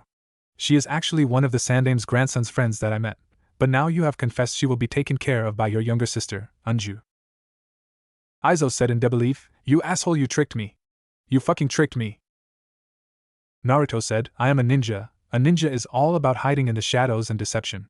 Have fun in prison, Aizo-chan, considering that your confession has been notified by Anko-san's superiors. Naruto walked out the door as Aizo bowed his head in defeat, while Anko followed after Naruto and complimented him. Naruto, that was incredible. You basically mind-fucked the dude. Yeah, but I really wish that I didn't threaten to kill Mamoru.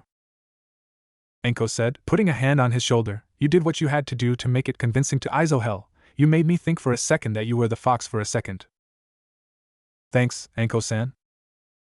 But next time, use